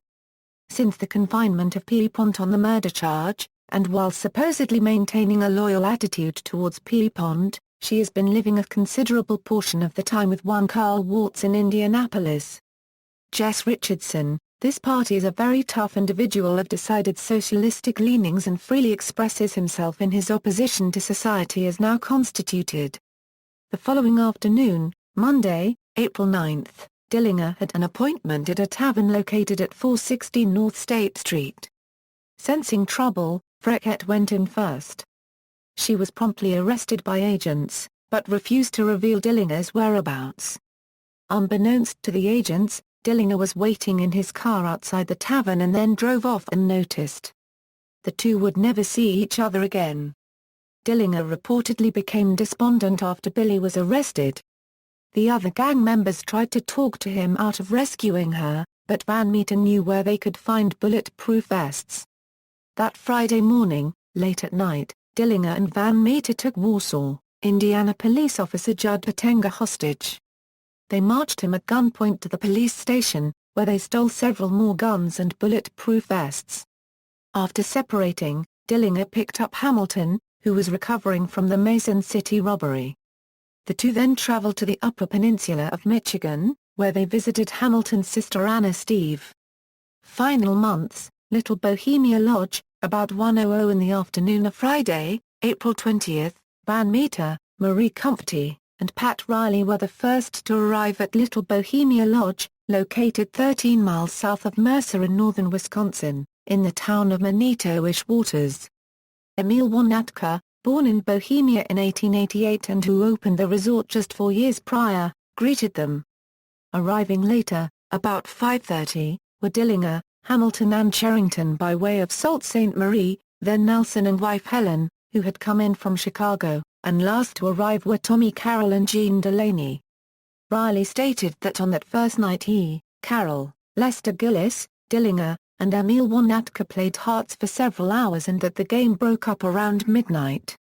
He went to the bar to get a drink while the others went to their various rooms. Hamilton and Pat Cherrington occupied the end room on the left side of the upstairs in the lodge, while Van Meter and Comforty occupied the room opposite. Tommy Carroll and Jean Delaney, together with Gillis and Helen, occupied the little cottage on the right of Little Bohemia, near the entrance. Dillinger slept in the first bedroom on the left upstairs in the main lodge. Riley stated to agents that he was told by Van Meter that Dillinger's room had 2 beds and that he would be sleeping in the same room with Dillinger. Riley stated that as he entered the room, Dillinger was lying on the bed on the left side of the room, reading a detective magazine and with a bottle of whiskey on the stand near the bed. That as he came into the room Dillinger laid his magazine on the table but that no conversation took place between them. He noticed when Dillinger turned over as though to sleep he had a .45 automatic under his pillow. Riley advised that he then took a drink of whiskey out of the bottle, which was 16-year-old bonded whiskey, the name of which he couldn't recall. He then locked the door and turned out the light and went to bed on the right-hand side of the room. The gang had assured the owners that they would give no trouble, but they monitored the owners whenever they left or spoke on the phone. Emil's wife Nan and her brother managed to evade Babyface Nelson, who was tailing them, and mailed a letter of warning to a U.S. Attorney's office in Chicago, which later contacted the Division of Investigation. Days later, a score of federal agents led by Hugh Clegg and Melvin Purvis approached the lodge in the early morning hours. 2 barking watchdogs announced their arrival, but the gang was so used to Nan Wanatka's dogs that they did not bother to inspect the disturbance. It was only after the federal agents mistakenly shot a local resident and 2 innocent civilian Conservation Corps workers as they were about to drive away in a car that the Dillinger gang was alerted to the presence of the BOI. Gunfire between the groups lasted only momentarily, but the whole gang managed to escape in various ways despite the agents' efforts to surround and storm the lodge. Agent W. Carter Baum was shot dead by Nelson during the gun battle.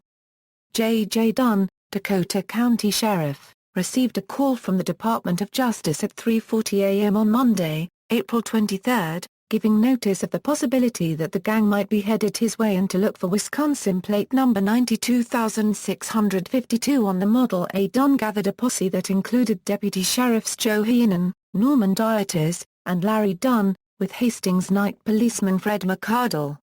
The coupe was spotted 6 hours later, shortly after 10 a.m., entering the city from the south on Highway 3, then turned the drugstore corner to cross the High Bridge, in the direction of St. Paul. The officers used Heenan's Buick sedan in the pursuit, with Heenan driving and McArdle armed with a .30-30 and Dieters a .30-40. A large cattle truck slipped in between the officer's car and the Model A, and Heenan was unable to pass the truck until he reached the opposite side of the spiral bridge. Upon leaving the north end of the bridge, the bandit car was seen climbing the hill a half a mile across the valley. The Buick started to creep up on the trio. McArdle and Dieters fired warning shots outside their windows as the two cars were leaving St. Paul Park. Dillinger, the middle passenger, with Van Meter driving, returned fire with his .45 through the rear window of the coupe. As the cars roared up the highway toward Newport, approximately 50 shots were exchanged. The chase that started near St. Paul Park, according to the officers involved, was for about 20 miles, not 50, as it is usually reported. McArdle fired the lucky shot that inflicted the mortal wound to Hamilton. In describing the death shot, McArdle said, "When the bullet hit the car, the coupe seemed to wobble for a minute and then we thought it was going into the ditch. The driver managed to keep it on the pavement, however, and after doubling back to St. Paul Park and crossing the highway toward Cottage Grove, they lost us in the hills." The car would soon be replaced before heading to Chicago to seek out medical attention for Hamilton. It should be remembered that the trio hadn't slept at all the night before. It was also extremely cramped in the coupe with 3 people, one of them being mortally wounded, as the length of a Model A seat is only 39 inches across. Much has been written about the slowness of the Model A used in the escape, but with a large part of the driving done in darkness, Van Meter wouldn't have been going much faster than 40-45 mph in any car, since headlight systems in all cars of the period were notoriously inadequate. High speed at night was simply too dangerous. It's unfortunate for Dillinger, Van Meter and Hamilton that they didn't ditch the coupe for a faster car at daybreak. It probably wasn't possible to do so. Hamilton was taken by Dillinger and Van Meter to see Joseph Moran in Chicago, though Moran refused to treat Hamilton. He died at a Barker Carpy's hideout in Aurora, Illinois, 3 days after the shooting near Hastings. Dillinger, Van Meter, Arthur Barker, Volney Davis and Harry Campbell, members of the Barker Carpy's gang, buried him in Oswego, Illinois.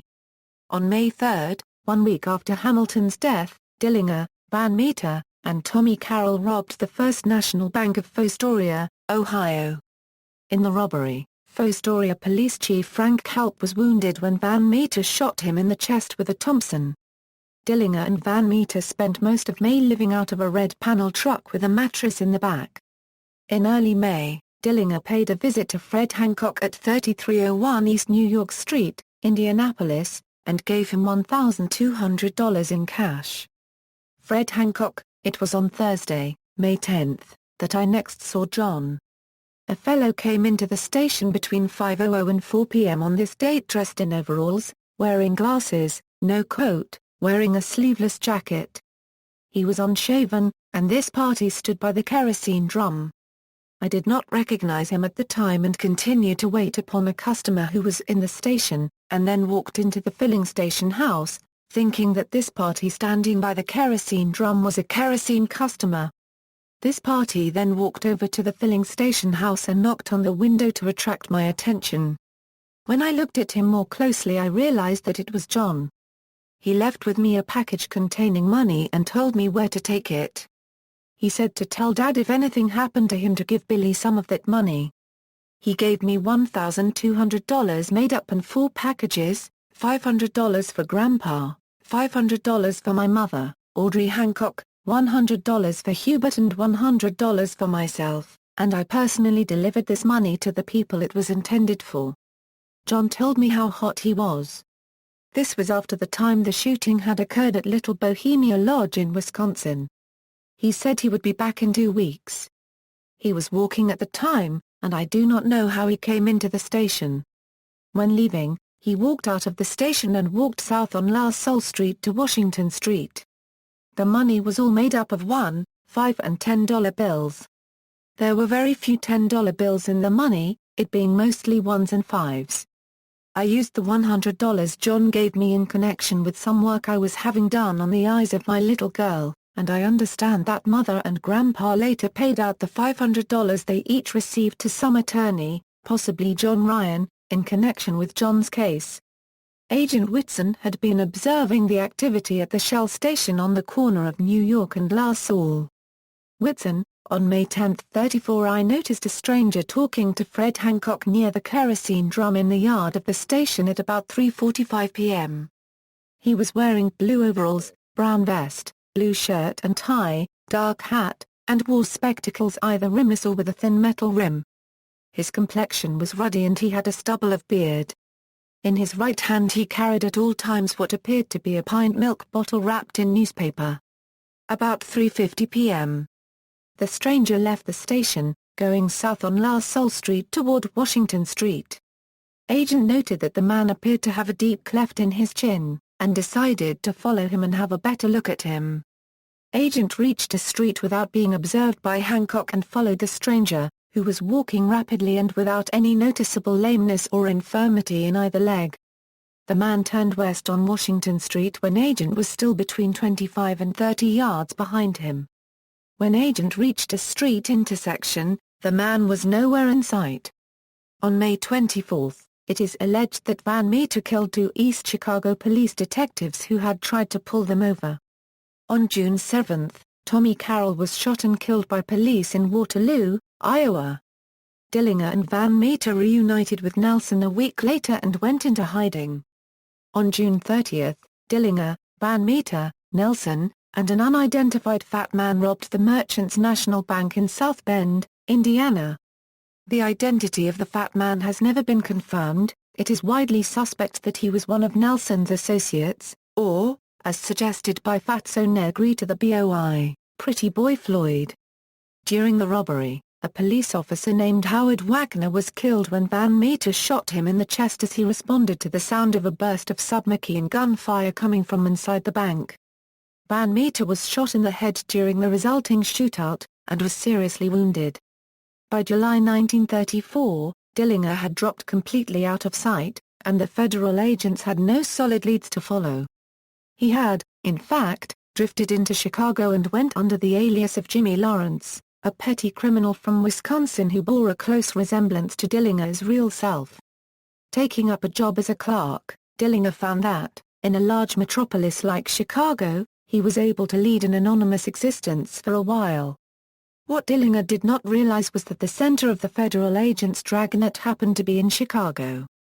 When the authorities found Dillinger's blood-spattered getaway car on a Chicago side street, they were positive that he was in the city. Cubs games. Dillinger had always been a fan of the Chicago Cubs, and instead of lying low like many criminals on the run, he continued to attend Cubs games at Wrigley Field during the months of June and July 1934. He's known to have been at Wrigley on Friday, June 8, only to watch his beloved Cubs lose to Cincy 4-3. Also in attendance at the game were Dillinger's lawyer, Louis Pickett, and Captain John Steege of the Dillinger squad. There were 8 future Hall of Famers at the park this day. Dillinger saw 7 of them play. He had better luck at the next known game he attended, Tuesday, June 26, when his Cubs beat Brooklyn 5-2. Future Hall of Famer Key Kyler homered for Chicago. Leading the Dodgers this day was rookie manager Casey Stengel. Plastic surgery at Probasco's House of Horrors, as early as March of '34, according to Art O'Leary. Dillinger had expressed an interest in plastic surgery and had asked O'Leary to check with Pickett on such matters as price as well as a hideout. Fast forward to the end of April, when Pickett paid a visit to his old friend, Dr. Wilhelm Louisa, at the Good Doctor's home.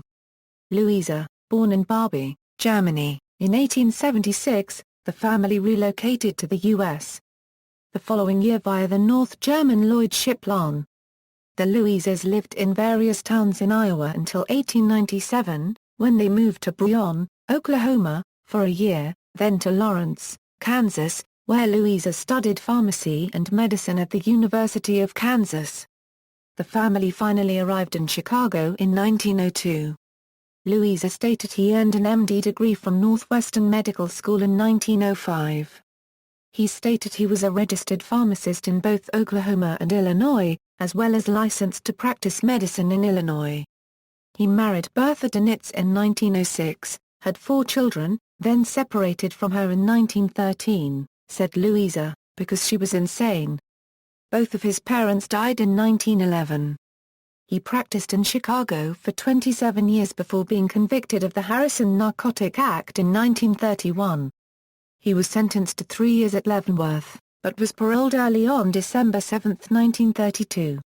He immediately violated his parole a few weeks later by going to Mexico during Christmas, and stayed for 10 months. He said the time was spent studying the effects of marijuana and mescaline.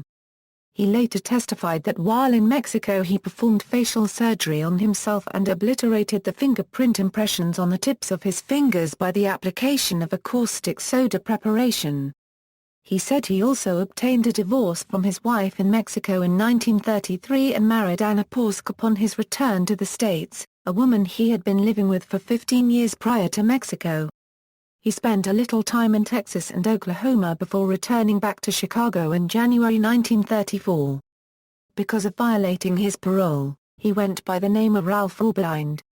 A couple days after the initial meeting between Pickett and Louisa, Pickett introduced the doctor to O'Leary. Pickett said the price Dillinger would pay for the procedure was $5,000, of which $4,400 would be split between Pickett, Louisa and O'Leary, and $600 would go to Dr. Harold Cassidy, who would administer the anesthetic. The procedure would take place at the home of Pickett's longtime friend, 67-year-old James Probasco, at 2509 North Crawford Avenue, at the end of May. Probasco occupied the first level of the 2-story house, with one Henry Shoknecht, a guard at the Municipal Tuberculosis Sanitarium, about 4 miles north of the house, occupying the second. Probasco would charge Dillinger $35 per day for rent. At some point in May, Louisa sent Frank Daly, his collector, to buy some surgical instruments. Louisa: I think I gave Daly about $20 to pay for the surgical instruments. I wrote out a list for him. 2 hemostats, 1 or 2 hypodermic syringes, pair of scissors, gauze, ether mask, some needles, catgut sutures, horsehair sutures. I believe that is all. I did not tell him to buy any acids or chemicals. I gave Daly several places for him to go. He bought them on Milwaukee Avenue. The name is Dagil. O'Leary: on the night of May 27, I saw Dillinger at Probasco's house. Mr. Pickett was with me. We met there by appointment, which I made. Dillinger called my residence and asked me to get in touch with Mr. Pickett and to have Mr. Pickett meet him promptly at 10 o'clock that night. We drove over to Probasco's house in Mr. Pickett's automobile. Dillinger was in front of Probasco's residence when we arrived. Dillinger was introduced to Probasco. After we got in the house, Mr. Pickett and Dillinger discussed the appeal of the Evelyn Freckett case. Dillinger asked how long he had known Dr. Louisa. He paid Mr. Pickett $3,000, saying that the balance would be paid after the operation. Probasco was in the house, but he was not back in the kitchen at that time. There was a lady who came out of the bedroom off the kitchen, and Dillinger was very much surprised to see her there, inasmuch as we had told him that Probasco was a bachelor and lived alone. Probasco explained that she was his housekeeper, had been with him for a year, and that she was trustworthy. However, if Dillinger objected to her being there, he would have her stay elsewhere. Dillinger asked if she was a good cook, and Probasco said she was, and they decided to keep her there. Her name was Peggy Doyle. He wanted to know who Dr. Cassidy was, and Mr. Pickett and myself assured him that we had both known Dr. Cassidy for a number of years. He seemed satisfied. We were there that night about an hour or an hour and a half. Henry Shoknecht, the man living on the second floor above Probasco, told Agent Winstead on July 27 that he had met Peggy Doyle about a year earlier at his place of employment, the sanitarium. That he became quite well acquainted with her and that on several occasions would bring her to his second-floor flat at 2509 North Crawford, where she would spend several hours with him, and where he admitted having immoral relations with her. He said that around Christmas 1933 he introduced her to Probasco. He stated that shortly after this meeting Probasco admitted his fondness and affection for Miss Doyle, and soon thereafter Doyle began calling on Probasco. That within a month to 6 weeks Miss Doyle began calling on Probasco at least 3 to 4 times a week, and would sometimes spend the night. According to Cassidy, Peggy Doyle was a rather large woman. On Monday, May 28, Louisa was picked up at his home at 7:30 p.m. by O'Leary and Cassidy. The three of them then drove to Probasco's. O'Leary on the setup of the house, there is a small living room, and off to the left of the living room to the left as you enter is a small bedroom, a very small bedroom, and straight through a small archway to the right is a bathroom. You then enter the kitchen through this archway, and to the left of the kitchen is another bedroom. Louisa was introduced to Dillinger, they shook hands. Louisa asked Dillinger if he wished for general or local anesthetic. He chose general. Louisa, then I examined him like I would examine anyone before operating and giving an anesthetic. When he said that he had not eaten anything since morning and had not taken any liquids for about 6 hours, I asked him what work he wanted done. He wanted 2 warts removed on the right lower forehead between the eyes and 1 at the left angle, outer angle of the left eye. Wanted a depression of the nose filled in. A scar. A large one to the left of the median line of the upper lip excised, wanted his dimples removed and wanted the angle of the mouth drawn up. He didn't say anything about the fingers that day to me. The doctors proceeded to get Dillinger ready to operate. He took off his clothes, went into the bedroom and laid down on the cot. Cassidy administered the ether to Dillinger. Cassidy, the man stopped respiration for a moment during the stage of excitement, which often happens. An overdose of the ether given by Cassidy had caused Dillinger to swallow his tongue. He began to turn blue and stopped breathing before Louisa pulled Dillinger's tongue out of his mouth with a pair of forceps, and at the same time forcing both elbows into his ribs. Dillinger gasped and breathing returned. Thereafter, only a local anesthetic was used. Louisa, a local anesthetic was given by injection in the skin, in the subcutaneous tissue around the field of operation, with a hyposyringe. That was what was done with Dillinger. Louisa began by removing several moles on Dillinger's forehead, making an incision in his nose and an incision in his chin and tied back both cheeks. Present this first night were Dillinger, Louisa, Cassidy, O'Leary, and Probasco, who, according to testimony from Pickett, had a broken leg and was on crutches at this time. O'Leary testified that Peggy Doyle was also present, but Cassidy and Louisa say otherwise. Louisa met with Pickett again on Saturday, June 2, with Pickett saying that more work was needed on Dillinger and that Van Meter now wanted the same work done to him. Also, both now wanted work done on their fingertips. The price for the fingerprint procedure would be $500 per hand, or $100 a finger. Louisa, I made preparations for that. I had the necessary chemicals and instruments in my possession at the time. I prepared the chemicals between midnight of June 2 and the evening of June 3. It took me possibly a half hour to prepare the chemicals. Nobody was present while I prepared them. That's my own secret. It's a mixture of 2 acids. Nitrohydrochloric acid. It is called commonly aqua regia. It is the only acid that will dissolve gold. I took 2 of hydrochloric and 1 of nitro. I prepared whatever I thought I would need. I do not recall the amount. It may have been 25 cubic centimeters. I prepared that in my room. There was one other chemical I had ready. I'm quite sure it was sodium. I had probably 10 cc's. I had all those chemicals for months. I had them in Mexico with me. More on the use of ether by P.M. Drury. Despite manifest disadvantages, ether owed its continuing use in this decade and beyond to the maintenance of circulatory stability at high inspired concentrations, and to its ability, also at high concentrations, to produce abdominal relaxation, which approach that provided by today's relaxants. In these respects, it had no real rivals. But it was flammable and explosive, and its after effects were extremely unpleasant.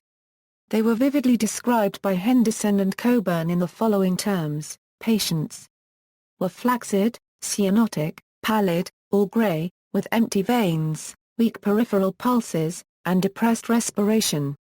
It was 1 to 3 hours before consciousness returned, and this was followed by nausea, vomiting, and retching for some time afterwards. Louisa met O'Leary the following night at Clark and Wright at 8:30, and they once again drove to Probasco's.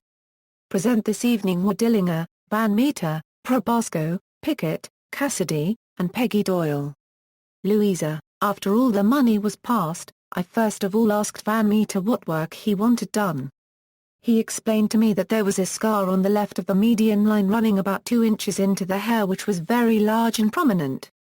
He wanted that removed and changed in position and shape.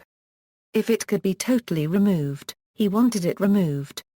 He wanted the hooker, the result of a broken nose, reduced in size. His lower lip, which was a characteristic Negro lip, he wanted thinned. He wanted the large tattoo mark on his right forearm taken off. The tattoo was an anchor with the words, "Good Hope," I should judge about 4 inches long. He wanted all the fingers treated on both hands. While all this was going on, as I recall, Cassidy was in the kitchen boiling the instruments. Louisa continues, I carried the acids and chemicals mostly in my vest pocket and the instruments in my coat pocket, wrapped in a towel. I had 2 hemostats, 1 or 2 hypos, a pair of scissors, and 1 knife in my coat pocket. I did not have a bone chisel with me. The scissors were used, as well as the knife, whenever any cutting of their facial tissue was needed. I used scissors for incisions to cut off the nevus on Dillinger. I used scissors to cut out an impression, to improve the lower lip on Van Meter, and finishing touches were done with scissors. Louisa testified that he was at work for only about 30 minutes before O'Leary and Pickett had left. For his work on Van Meter, Louisa testified, on Mr. Van Meter, starting above, there was a large scar to the left of the median line extending about 2 inches into the hair. I excised that scar, virtually eliminating it, changing it in contour and size, virtually unobservable after completion of the work. Next, Mr. Van Meter had a hooker on his nose from a broken nose. I took that hooker away. Then he had a large pedicle at the end of the nose. I took that pedicle away. Then he had a lip which resembled very much a Negro lip. I took and sliced a wedge-formed piece of that away. All the while when I was working up there, I was also working on the hands, because the hands were a very slow progressive work. The process I use on the fingertips has no name in any book. It is an acid. Some use acid, but there are also instruments used, not only chemicals. Chemicals as well as instruments. Cassidy and I worked on Dillinger and Van Meter simultaneously on June 3. While the work was being done, Dillinger and Van Meter changed off. The work that could be done while the patient was sitting up, that patient was in the sitting room. The work that had to be done while the man was lying down, that patient was on the couch in the bedroom. They were changed back and forth according to the work to be done. The hands were sterilized, made aseptic with antiseptics, thoroughly washed with soap and water and used sterile gauze afterwards to keep them clean. Next, cutting instrument, knife was used to expose the lower skin. In other words, take off the epidermis and expose the derma, then alternately the acid and the alkaloid was applied as was necessary to produce the desired results. Minor work was done 2 nights later, Tuesday, June 5. Louisa made some small corrections first on Van Meter, then Dillinger. Louisa on a vista that arrived, a man came in before I left, who I found out later was Babyface Nelson. He came in with a drum of machine gun bullets under his arm, threw them on the bed or the couch in the bedroom, and started to talk to Van Meter. The 2 then motioned for Dillinger to come over and the 3 went back into the kitchen. That was while Pickett was there.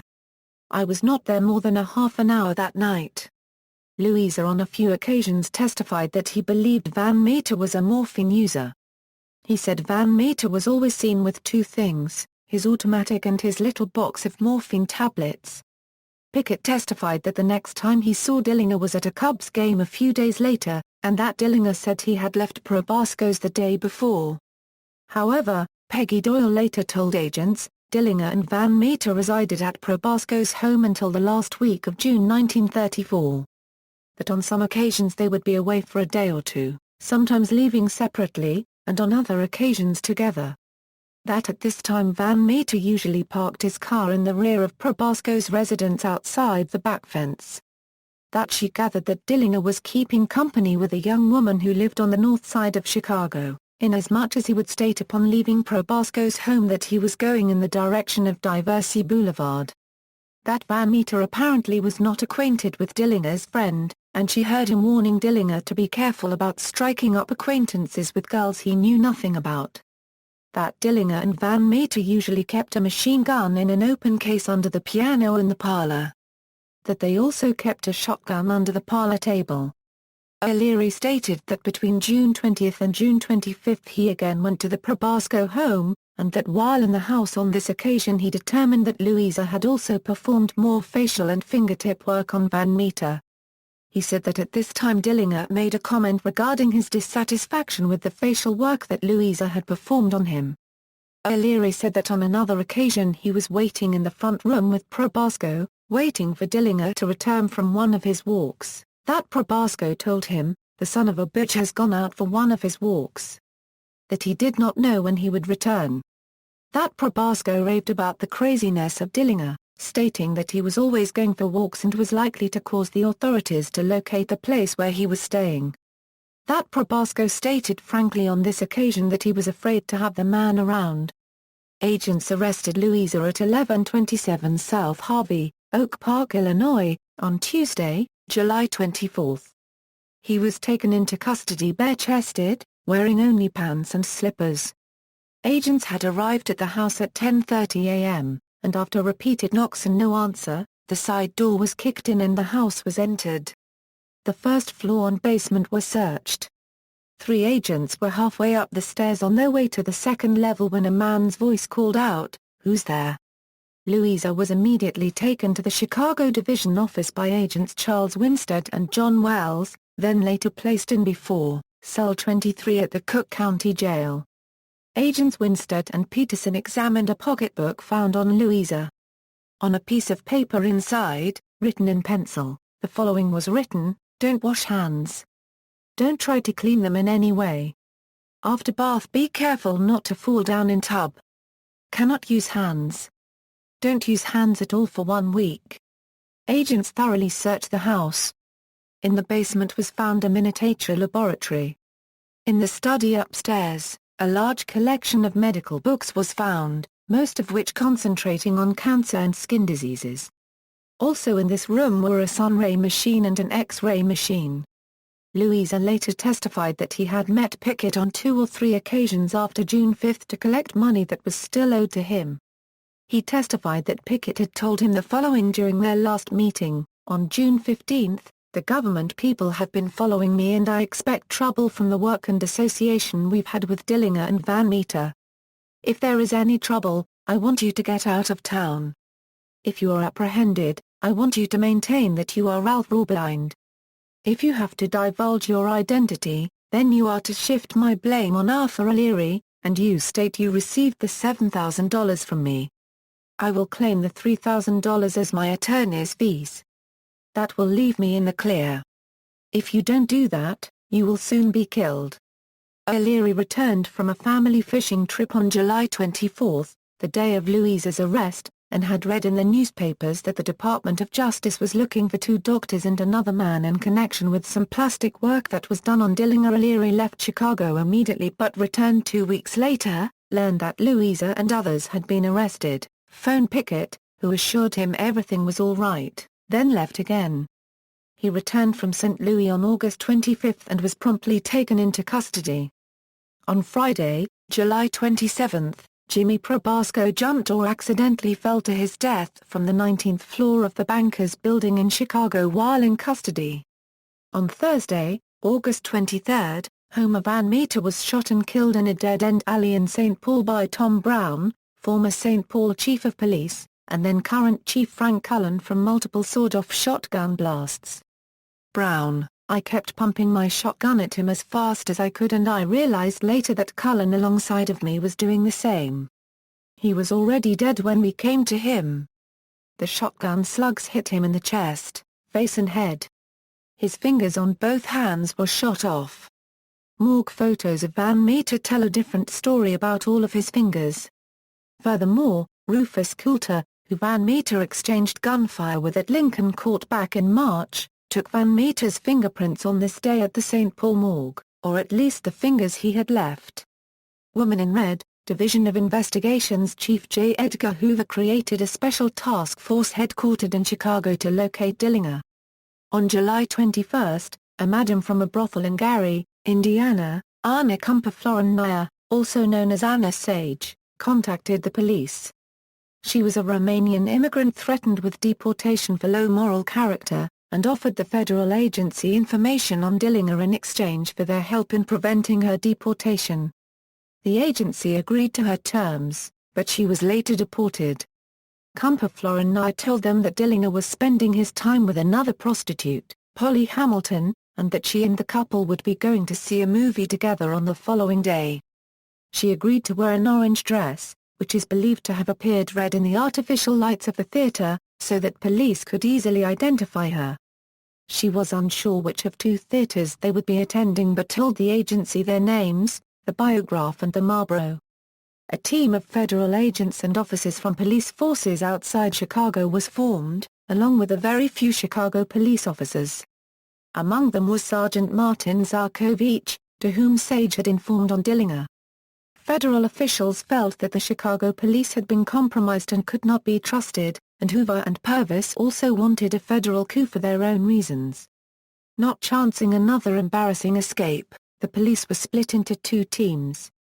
On Sunday, July 22, one team was sent to the Marlboro Theater on the city's west side, while another team surrounded the Biograph Theater at 2433 North Lincoln Avenue on the north side. During the stakeout, the Biograph's manager thought the agents were criminals setting up a robbery. He called the Chicago police, who dutifully responded and had to be waved off by the federal agents, who told them that they were on a stakeout for an important target. The criminal record of Anna Sage, as Katie Brown, arrested in Gary, Indiana, as prostitute February 12, 23. Case dismissed July 17, 1923. As Katie Brown, arrested as prostitute August 11, 1923. Found guilty August 13, 1923. Amount of fine not indicated. As Katie Brown, arrested as keeper of the House of Ill Fame May 25, 1924. Found not guilty. As Anna Sage, arrested February 8, 1930. Keeper of House of Ill Fame. Found guilty. Sentenced 90 days in Women's State Prison. Fine $25 and cost. Prison sentence suspended pending good behavior. As Anna Sage, arrested as keeper of House of Ill Fame September 20, 1930. Found guilty October 23, 1930. Sentenced 60 days in Indiana State Women's Prison. Fine $60. Case appealed to Lake County Criminal Court and was dismissed by prosecuting attorney. As Anna Sage, arrested October 25, 1930 on charge of keeper of House of Ill Fame. Found guilty November 17, 1930. Fine $50 and cost. Served 30 days in the Lake County Jail. As Anna Sage, arrested November 16, 1930 a Euro keeper of House of Ill Fame. Case dismissed on motion of prosecutor May 18, 1932. As Anna Sage, convicted February term, 1931. On December 15, 1932, pardons were issued by Governor Harry G. Leslie of the state of Indiana for the offenses of which Anna Sage was convicted on 11-24-31 and April 16, 31. Sage told agents that on Tuesday, July 17, Dillinger has said he was going away for 3 or 4 days, and left that day, returning Friday morning, July 20. That after his return she learned from him and Polly that Dillinger and Van Meter had gone to Stevens Point, Ohio. That when they were in Ohio they put Ohio license plates on their car. That while in Stevens Point they parked the car and were standing on the street corner, intending to visit a vaudeville show. but while they were on the street corner they noticed a large man come across the street toward them and walked between them, as they were standing a little distance apart. That they noticed this man go across the street a piece and take a paper out of his pocket and look at it, and they supposed it was a circular with their photographs on same. So they got in their car and returned to Chicago. That Dillinger stated had this man put his hand into his pocket while coming toward them, they intended on killing him. Mrs. Sage stated that a couple of days before Dillinger went to Stevens Point on July 17, she told Polly that she knew Martin Zarkovich, her friend of East Chicago, Indiana, would get his vacation on July 15, and he would come to see her during his vacation. She did not want Dillinger to know or see Martin or Martin to see Dillinger at the house. She said Polly told her to tell Martin anything so he would not know that Dillinger was there. Mrs. Sage stated Dillinger left Chicago on July 17 and stated he would be away 3 or 4 days, and while he was away Martin Zarkovich called her on the telephone on Wednesday, July 18, and came to her home on Thursday, July 19. She stated that during Martin's visit on July 19 and during their casual conversation, she told Martin that she considered him her best friend and wanted his advice on a matter and asked his promise that he would not get her into any trouble. That he promised and asked her what it was about. She stated it was about Dillinger. She stated Martin then said, "I hope you're not mixed up with that fellow." She stated she then told Martin about Dillinger coming to visit Polly at her home for the past month or so. That Dillinger was then out of the city, but if he would call her Saturday by telephone she would let him know if Dillinger had returned, or if Polly had heard from him and where he was located. Mrs. Sage stated that Dillinger returned to Chicago Friday morning, and all day Friday Polly and Dillinger stayed at her house and did not go out anywhere, but played cards all day. That Saturday, July 21, Dillinger, Polly, Mrs. Sage's son, and 2 girlfriends went to the beach at 5800 Block North, and as soon as they left the house she got in touch with Martin and told him she knew plenty and arranged to meet him on Fullerton Parkway, where she later met Martin and Mr. Purvis, to whom she was then introduced. She told them she did not want them to come to her home to take Dillinger. That he was going to the Marlboro Theater Sunday night or afternoon, and could arrange to take him there. That on Sunday afternoon, July 22, Polly took a nap, and while she was sleeping Dillinger asked her if she wanted to go to the show with them, he and Polly. She asked him what show was he going to see, and he said he would like to see the theater around the corner, meaning the Biograph Theater. She stated she was unable to leave the house to inform Mr. Purvis or Martin about Dillinger's plans to attend the Biograph, but as they were going to have fried chicken for the evening meal, she told Polly she had nothing in which to fry the chicken, and was going to the store to get some butter. That while at the store she called Mr. Purvis and informed him of Dillinger's plans to attend the Biograph that evening, at the same time obtaining the butter. She then returned to the house so Polly would not be suspicious that she went out to call anyone. Sage stated that after she, Dillinger and Polly had dinner, and before they left to attend the Biograph, Dillinger counted out his money on his bed, and made note of the amounts of different denominations of bills he had. She said he separated 5s, 10s and 20s. That he had $1,000 in $5 bills, which he put a rubber band around and placed in his left-hand trouser pocket, and had about the same amount in $10 bills, which he also fastened with a rubber band and placed in his left hip pocket. He had 65 $20 bills, which he placed in a leather billfold and placed in his right hip trouser pocket. She stated the billfold was a very nice one, being hand-tooled. She stated that Dillinger always put some small bills in his right-hand trouser pocket, so he would not have to wait for change of a large bill when he purchased theater tickets. That he also kept his gun in his right-hand trouser pocket. Biograph Theater and Death. What should have surprised no one, least of all the federal agents and police, Dillinger selected the Clark Gable gangster picture Manhattan melodrama right around the corner at the Biograph instead of going across town to see Shirley Temple and Little Miss Marker at the Marlboro. As determined previously, Dillinger was accompanied by Polly and Anna. Once they knew that Dillinger was in the theater, the lead agent, Samuel P. Cowley, contacted J. Edgar Hoover for instructions, who recommended that they wait outside rather than risk a gun battle in a crowded theater.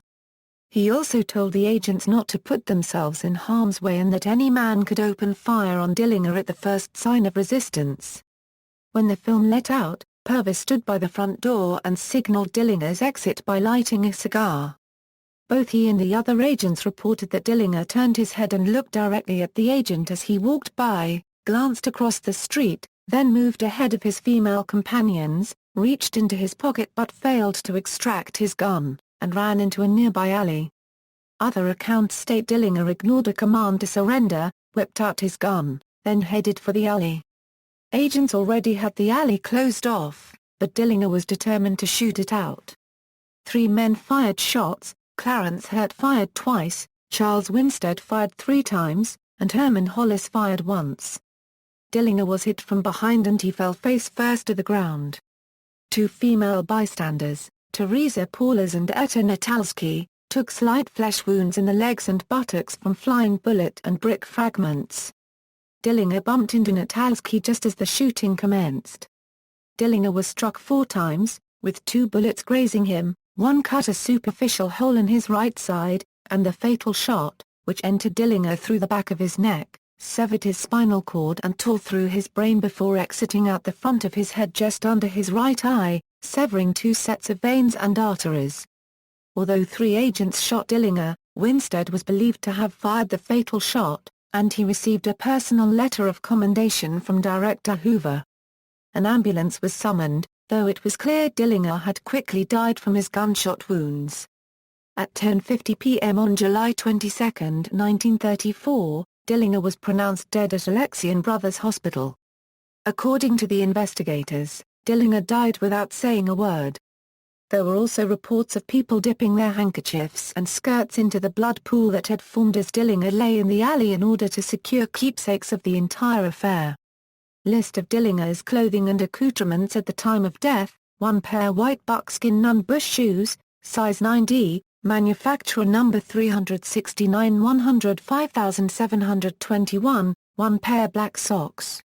No manufacturer's name, 1 pair red Paris garters, 1 pair shorts white in color, with blue stripes, size 34, bearing manufacturer number 185A350 SE34, 1 pair gray pants containing laundry mark in pocket, number 355, 1 black belt with silver buckle, no monogram, 1 white broadcloth shirt, Knilworth brand, 1 red printed necktie, bearing tag of Paul Bolton Sons, 2724 North Clark Street, Chicago, 1 gold ring with ruby set, containing the following inscription on the inside of the ring: "With all my love."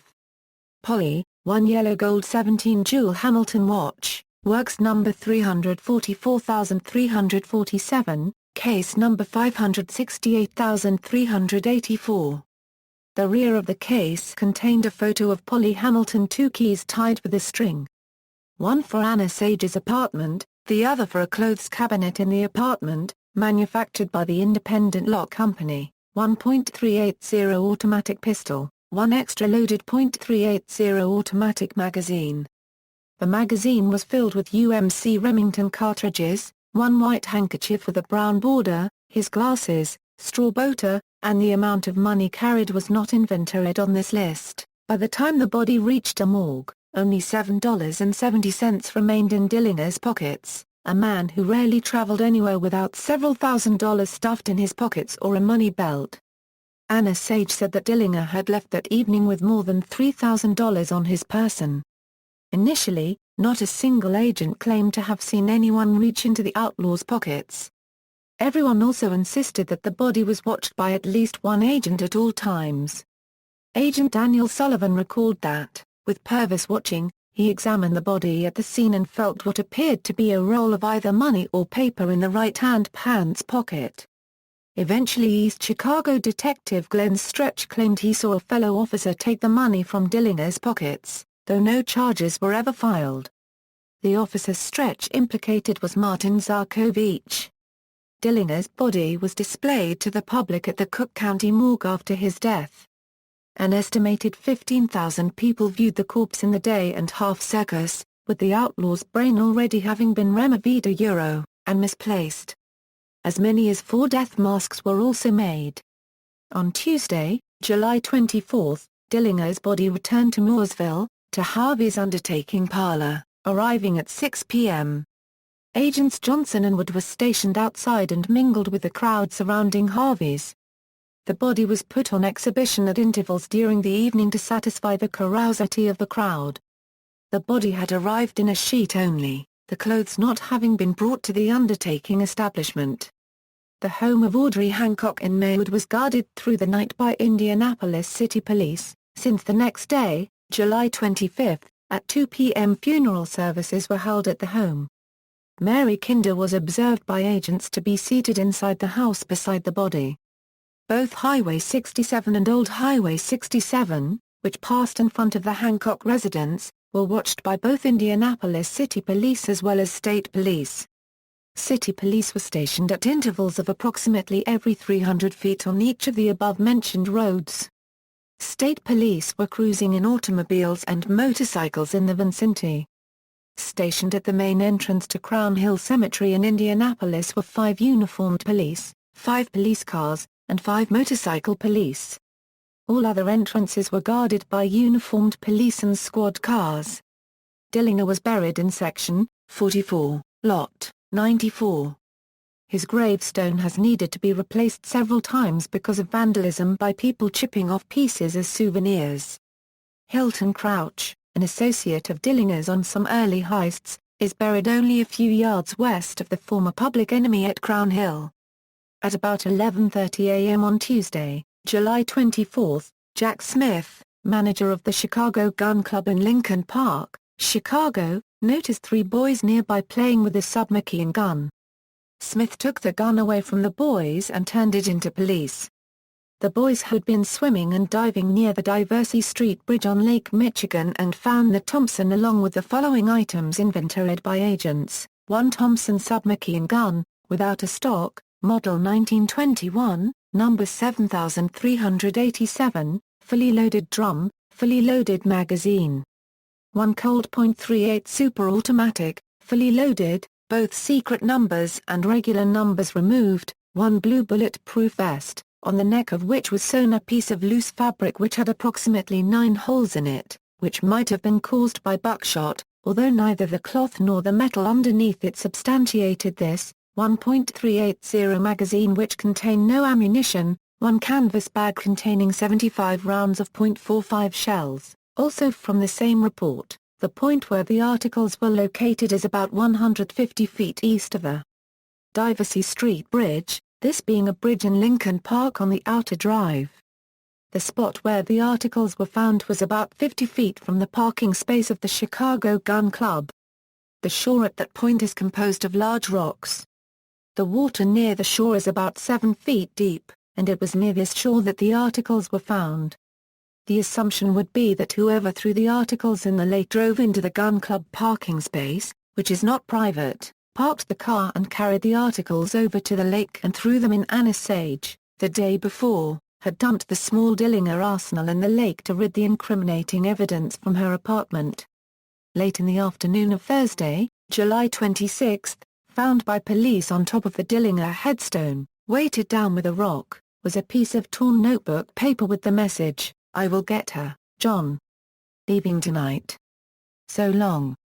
The grave had been guarded at all times since the funeral the day before to prevent vandalism.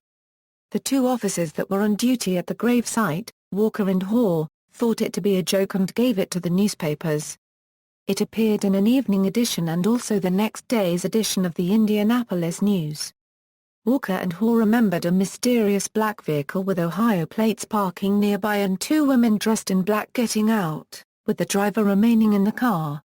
The women walked over to the grave and stood for a few moments, but the officers didn't see them leave anything. The note was found a short time later. The note, signed J.H., was interpreted by many to be a threat from John Hamilton. From the Indianapolis News, Friday, July 27, Dillinger's father had just observed his 70th birthday on his farm near Mooresville. The days preceding it had taken a heavy toll on his strength and fortitude. A surprise birthday party which had been planned for him by his family was called off when word of the Chicago shooting was received. The elder Dillinger sat on the front porch of his modest home and watched automobiles drive slowly by. Occupants would point, slow down momentarily, then speed away, their curiosity partly satisfied. "There isn't much we can do on the farm now but mow weeds," John S.R. said. "I've decided to take it easy for a while." The brakes of another car squeal in front. "I suppose they want to see where John lived," he said. "I'll be happy when this dies down and we can live a simple life again." The following telegram was sent on July 30, 8 days after the shooting, from Indianapolis to Washington by Agent E.J. Connolly: Dillinger family, John W. Sr., Audrey Hancock, Emmett Hancock and Herbert Dillinger appearing at Lyric Theater in Indianapolis vaudeville act for 5 days. Stop only reference and talk to division is that Herbert and Sr. were questioned at Chicago when calling for body. Stop Sr. says Chicago police said to him they were not at all satisfied with the way things were done. Stop Herbert and Sr. advise at visit by John on April 8. Stop special today gives entire talk by them in act. Stop Connolly, Nash theory of Dillinger's escape. In the Dillinger dossier, author J. Robert Nash maintains that Dillinger escaped death at the Biograph Theater simply by not being there. In his stead was a Jimmy Lawrence, a local Chicago petty criminal whose appearance was similar to Dillinger's. Nash uses evidence to show that Chicago police officer Martin Zarkovich was instrumental in this plot. Nash theorizes that the plot unraveled when the body was found to have fingerprints that didn't match Dillinger's. It was too tall, the eye color was wrong, and it possessed a rheumatic heart. The FBI, a relatively new agency whose agents were only recently permitted to carry guns or make arrests, would have fallen under heavy scrutiny, this being the third innocent man killed in pursuit of Dillinger, and would have gone to great lengths to ensure a cover-up. In shooting the Dillinger stand-in, FBI agents were stationed on the roof of the theater and fired downward, causing the open cuts on the face which were described through the media as scars resulting from inept plastic surgery. The first words from Dillinger's father upon identifying the body were, "That's not my boy." The body was buried under 5 feet of concrete and steel, making exhumation less likely. Nash produced fingerprints and photos of Dillinger as he would appear in 1960 that were allegedly sent to Melvin Purvis just prior to his 1960 alleged suicide.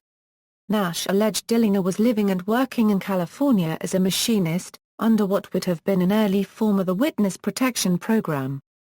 Challenging Nash's theory, Dillinger did indeed have a heart condition according to Dr. Patrick H. Weeks, a physician and psychiatrist at the Indiana State Prison in Michigan City during the time of Dillinger's incarceration at the facility. In his 1938 book, The Big House of Mystery, he writes, "During his term at the Indiana prison I was well acquainted with Dillinger, but came rarely into contact with him in my professional capacity.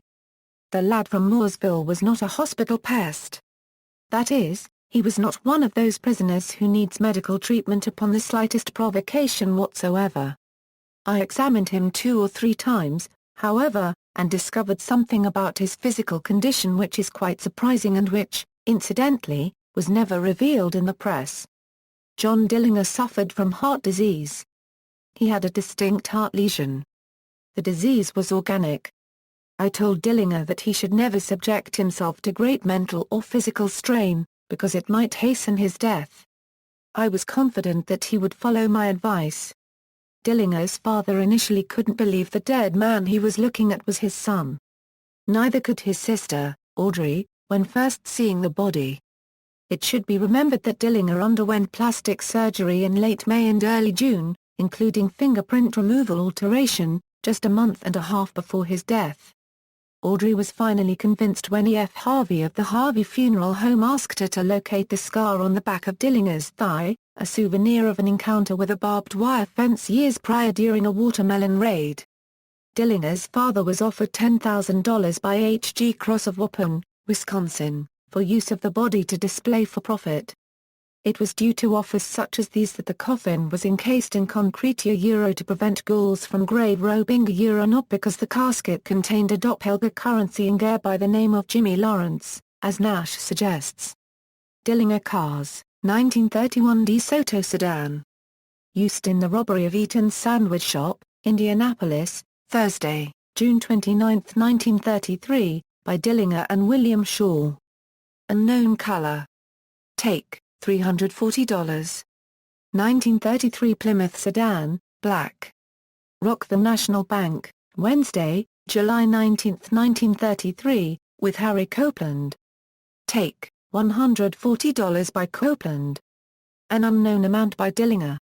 1933 Chevrolet Coupe, maroon with red wire wheels, motor number 2,772,924, serial number 9 Armed Forces Europe, 48968, bought by Dillinger using his real name at the Jones Maley Agency, Marion County, Indiana, on Friday, July 7, 1933, for $250.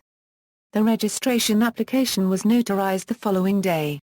Dillinger's legal car. For a short period of time, he painted the car green, but kept the red wheels, and used it 10 days later, on Monday, July 17, for the commercial Bank of Day-level robbery with Harry Copeland, netting $3,500.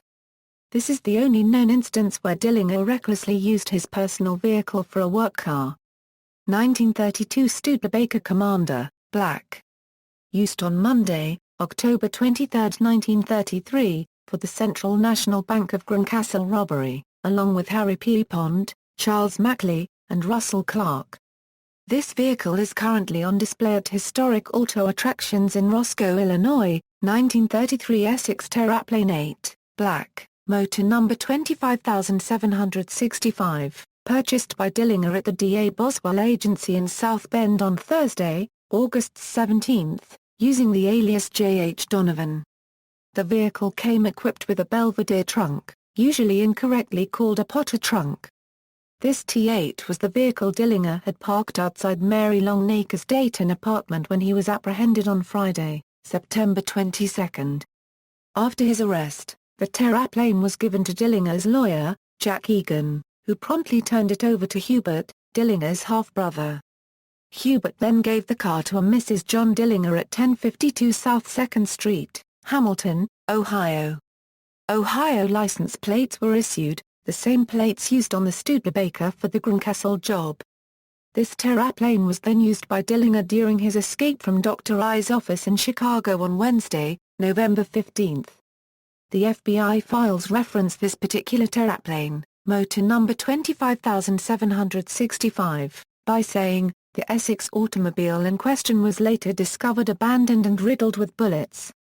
No other mention of the Dayton Dr. I car being one and the same has been found in the files, probably because of the embarrassing nature of the entire episode, that is, the same vehicle getting back into the hands of Dillinger. 1933 Buick Series 97 passenger sedan, royale blue with medium cream wheels. Used on Monday, November 20, 1933, at the American Bank and Trust Company in Racine, Wisconsin, with Pierpont, Mackley, Clark, and Leslie Homer. An extremely rare vehicle even in its day. Reportedly available by special order only. 1933 Essex Terraplane 8, Coupe, black with black wheels, motor number 21192, serial number 80921. Purchased by Dillinger on Thursday, November 23, 1933, at the Logan Square Hudson Essex Company, Chicago. He paid $813.96 for it. Most books have this terraplane as a sedan, but all documentation in the FBI Dillinger file indicates a coupe, including a copy of the title transfer in the Dillinger file. The car was driven to Florida by Dillinger and Freckett the following month, with Dillinger transferring the title over to Billy under his Frank Kirtley alias the day after Christmas, Tuesday, December 26, in Daytona Beach. At some point around the new year, Freckett left for Wisconsin in this terraplane to visit her mother. While en route, she crashed the car near Port Washington, Wisconsin, as a result of an icy road. 1934 Ford V8 Tudor, used by Dillinger and Hamilton, and an unidentified driver, on Monday, January 15, 1934, for the robbery of the First National Bank of East Chicago.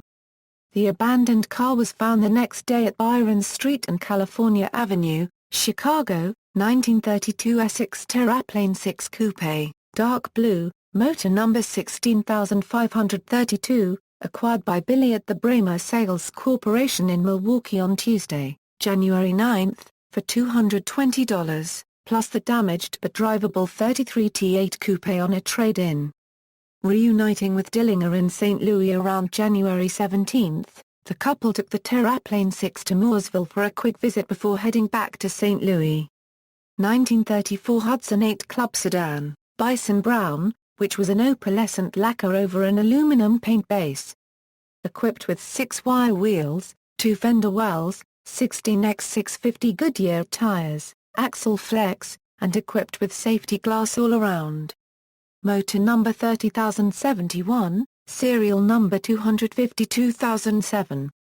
Going by another alias, Frank Sullivan of Green Bay, Wisconsin, Dillinger traded in the 32 T6 for this Hudson, along with $954, on Saturday, January 20, at the Hudson Frampton Motor Car Company, located at 4335 Delmar Boulevard, St. Louis, Missouri.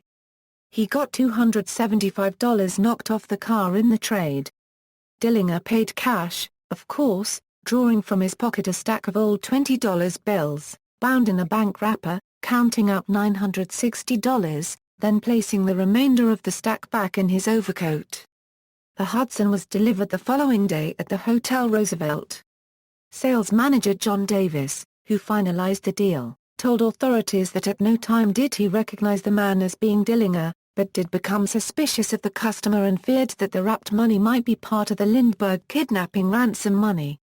Dillinger and Freckett checked out of the hotel the morning of the 21st, after receiving the Hudson, and headed for Arizona, arriving late Wednesday, the 24th, in Tucson. At the time of his arrest in Tucson, Dillinger had been driving this Hudson with 1933 Wisconsin license number 27001. 1934 Studebaker Commander 8, motor No. C24036, serial number 1805871, 34 Florida license D13-373. Charles Mackley's vehicle in Daytona Beach and at the time of his arrest in Tucson.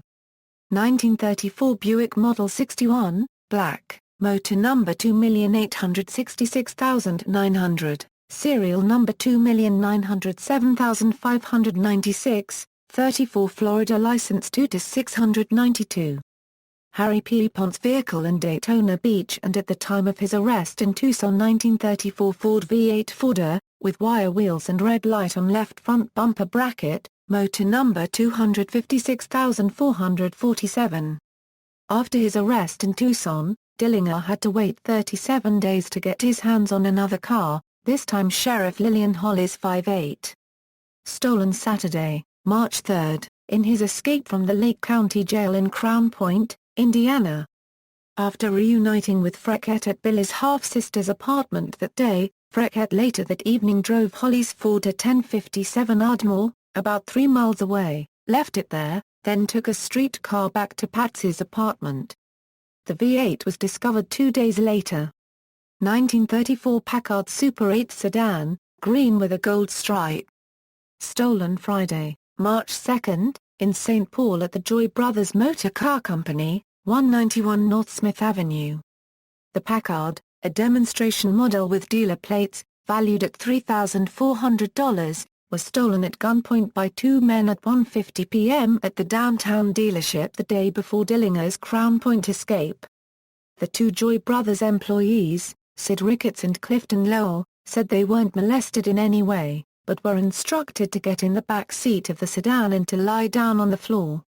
With another car following, the 2-car caravan took West 7th Street from downtown out to Fort Snelling, angled off on Highway 52 and proceeded about 2.5 miles southwest, then stopped and the 2 employees were set free.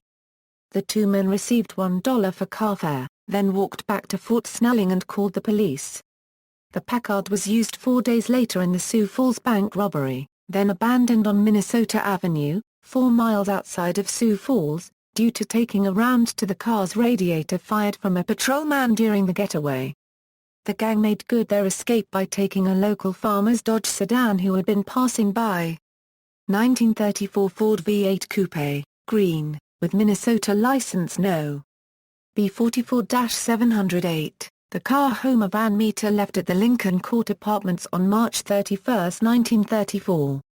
Purchased on January 6 at Ford Motor Sales, 117 University Avenue West, St. Paul, under the name Zeno P. Miller, 482 Burgess Street, St. Paul. Using a city directory, agents learned that the person living on Burgess was actually one Dudley J. Glauty. The car was later searched, and found on the small shelf in the back was a leather case containing a Thompson submachine gun, model 1921, serial number removed. In the turtle back was a Gladstone bag containing an unassembled Winchester .351 automatic rifle, serial number 46190, with 1320 round clips, full, and a model 1921 Thompson clip, full, number 1576, and one 100-round drum, full.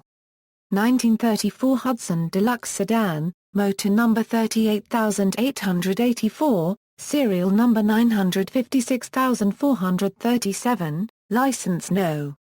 B 420930, black with yellow stripe and cream wheels. Bess Green, wife of Dillinger gang member Eddie Green, placed a phone call to local slot machine czar Tom Philben on Wednesday, March 28, to see about acquiring a Hudson Deluxe, with a 1932 Chevy Coach to be traded in as part of the deal, through Philben's auto finance company, the Federal Acceptance Corporation, located in the Baltimore Building, 518 St. Peter Street, St. Paul. Philben's crony, Irving Gleeman, visited Pothoff Motor Company at 216 Bates Avenue, St. Paul, at 8 o'clock that night and spoke with W. J. Pothoff about the deal, while driving the 32 Chev over to show Pothoff the trade-in vehicle. In turn, Pothoff called the O'Donnell Motor Company, a Minneapolis Hudson terraplane dealer, the following morning to ascertain whether or not they could make delivery on a Hudson Deluxe sedan. He was informed that they could. After license plates were obtained at the state capitol by Gleeman using the name Carl T. Hellman, the Hudson was delivered by W. J. Pothoff that afternoon, March 29, to the rear of the Baltimore Building on St. Peter, Philben's place of business. Philben and Gleeman were waiting there to accept the car. Exactly how the Hudson got into Dillinger's hands from there isn't explained in the files. To complicate matters, this Hudson was actually the last part of a 7-car deal that was initiated on March 15, with the same cast of characters involved. A black 1934 Hudson Club sedan, motor number 35544, serial number 253304, and a dark blue 1934 Hudson Terraplane Deluxe sedan, motor number 57917, serial number 23682, were purchased by Philben's finance company from the O'Donnell Hudson dealer and picked up by Gleeman and two young boys the following day, March 16, at 5 p.m. As trade-ins, O'Donnell received the following cars: a 1933 Plymouth Coupe, motor No. PC 27835, serial number 1784719. A 1931 Essex Coupe, motor number 1305392, serial number 1234766. And a 1933 Terraplane Coupe, motor number 23288, serial number 366867. Also offered as trade-ins but were rejected, a 1928 Chrysler sedan and a 1931 Ford Coupe. The Hudson Club sedan ended up going to Tommy Carroll, who brought it to Mankato just 17 days later for repairs, where it was recovered by agents on a tip, and the 34 Terraplane went to Eddie Green, the car he parked across the street from the 778 Rondo address, where he was ambushed by agents on April 3.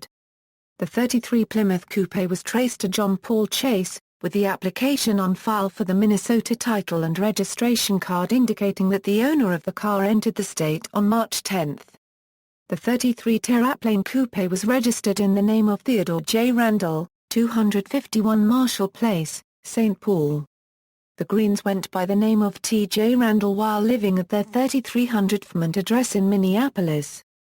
Daisy Coffey, the landlord at Lincoln Court, had given a description of her tenant's Hudson, including the license number, which, after the shooting, soon led agents to Philben, Pothoff, and the O'Donnell Motor Company. Not surprisingly, even though interviews were conducted, no arrests appear to have been made of any of the principals involved at the car companies or the finance company. Billy Freckett testified at her trial that prior to obtaining the Hudson at Lincoln Court, Dillinger was driving a Ford sedan. A '32 Chevy Coach was traded in for the Hudson, so it's unknown if she was confused about the make and model, or if indeed he was driving a Ford. One of the rejected cars to be traded in was a '31 Ford Coupe, an unlikely car for Dillinger to be driving, especially this late in his career. Dillinger received the Hudson sometime during the evening of Thursday, March 29. Presumably, he test drove his new car, but the opportunities to do so were few, as the shootout at Lincoln Court occurred about 40 hours after taking possession of the vehicle.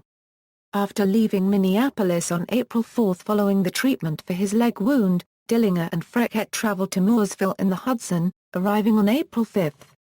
On April 7, with Dillinger's brother Herbert driving because of the outlaw's leg wound, Herbert crashed the Hudson on U.S. Highway 31 near Noblesville, Indiana, about 3 miles north of Indianapolis.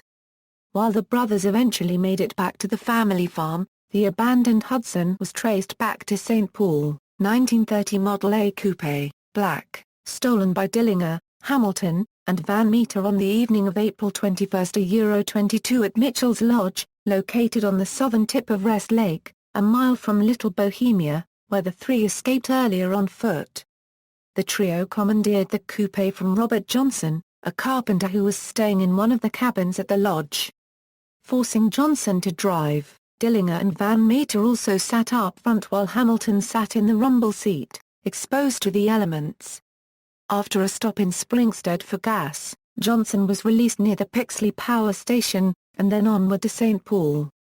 The car would soon be replaced, however, after deciding to head to Chicago instead to seek out medical attention for Hamilton, who was mortally wounded near Hastings, Minnesota. 1934 Hudson sedan, bronze-colored, motor number 32148, 1934 Missouri license number 539570. The vehicle Tommy Carroll had in Waterloo, Iowa, when he was shot to death by detectives on Thursday, June 7, 1934. Found in the car by police, 1.38 Colt Super Automatic, 1 Colt .380, and 1 Winchester .351 Automatic, number 44230. The license plates found on the back seat, 1934 Minnesota B419-725, 1934 Minnesota B198-248, and also 1934 Illinois 518-462. In a black leather Gladstone bag, which appeared to have been used for a good long time, contained several pieces of women's underwear, size small, 4 small dresses, 1 woman's dark coat, 1 pair of sandals. Among Carroll's personal effects, 2 new 3-piece suits, 1 light gray, 1 light tan vest and pants to a dark green suit, extra pair of light gray pants, J.C. Penney shirts, 1 brown hat, a straw boater with the lining removed, 1 pair of Bostonian shoes, size 10, and a pillow and case, with an extra case. Dillinger weapons, Colt .38 Super Automatic, with cuts compensator, 22-round magazine, and vertical foregrip. Modified by San Antonio arms supplier Hyman Lebman. Available in .38 or .45. A machine pistol was left behind by Dillinger at the Lincoln Court Apartments on March 31, 1934. A machine pistol was used by Babyface Nelson with deadly results near Little Bohemia in April 1934. Colt Monitor, the commercial version of the Browning automatic rifle. Used by Nelson and Chase in Barrington on November 27, 1934. The 30.06 Monitor was introduced in 1931. Only 125 were ever produced. Discontinued circa 1940. Rate of fire, 500 rounds per minute. Exceedingly rare, monitors fetch upwards of $100,000 in today's market. If the Nelson chase monitor were ever to surface, it would probably top $1 million. Model 1905 Smith & Wesson hand ejector .38, used by Detective Henry Cummings on March 31, 1934, at the Lincoln Court Apartments during his shootout with Dillinger. A six-shooter, Cummings testified at the Freckett trial that he fired 5 times in Dillinger's direction and was out. As a backup, he was also carrying a Colt .25 Model 1908 vest pocket, but probably wisely decided to reload the .38 instead of employing the Colt. Donated to the Minnesota Historical Society by Cummings' heirs. Dillinger's wooden gun. At last count, there are approximately 8 wooden guns that have surfaced, with most of them being of recent vintage. There are a handful of researchers who believe the gun Dillinger is holding in the famous photograph taken at the family farm on April 8, 1934, hasn't even been found yet. The argument is that the barrel on the gun Dillinger is holding appears to be a bit longer than those that have surfaced, as well as being almost perfectly round. Like the Thompson Dillinger is also holding in the photo, the barrel is reflecting the sun, suggesting a metal barrel. The matter is still open to debate. According to G. Russell Girardin, Dillinger's first biographer, O'Leary had made a duplicate of the gun. He kept the original for himself and returned the phony to Dillinger's family, where it was subsequently stolen. The O'Leary duplicate is reportedly in a private collection in Washington state. .32 Savage Automatic, Black, number 258872. The gun Herbert Youngblood, Dillinger's co-escapee at Crown Point, used to kill Under-Sheriff Charles Kavanaugh, critically wound Deputy Sheriff Howard Lew, and also wound Sheriff William Van Antwerp and civilian Eugene Field in Port Huron, Michigan, on March 16, 1934. Youngblood was also carrying a nickel-plated Smith & Wesson .38 police special, with 6-inch barrel, bearing number 613951 on the butt of the gun, and chamber number 33524. This gun was used to cause his own death at the hands of civilian Eugene Field. Both guns taken March 3 during the Crown Point escape. Thompson submachine gun. Models 1921 and 1928 were the weapons of choice for nearly all 1930s outlaws. If acquired legitimately, a Thompson originally sold for $200. Rate of fire, 720 RPMs, 850 RPMs. A Thompson was first secured by the gang during their raid of the Auburn, Indiana, police station on October 14, 1933, and made its debut 9 days later at the Greencastle robbery. 3 officers were slain via the Thompson by Dillinger gang members, Martin J. O'Brien and Francis Lloyd Melville and William Patrick O'Malley.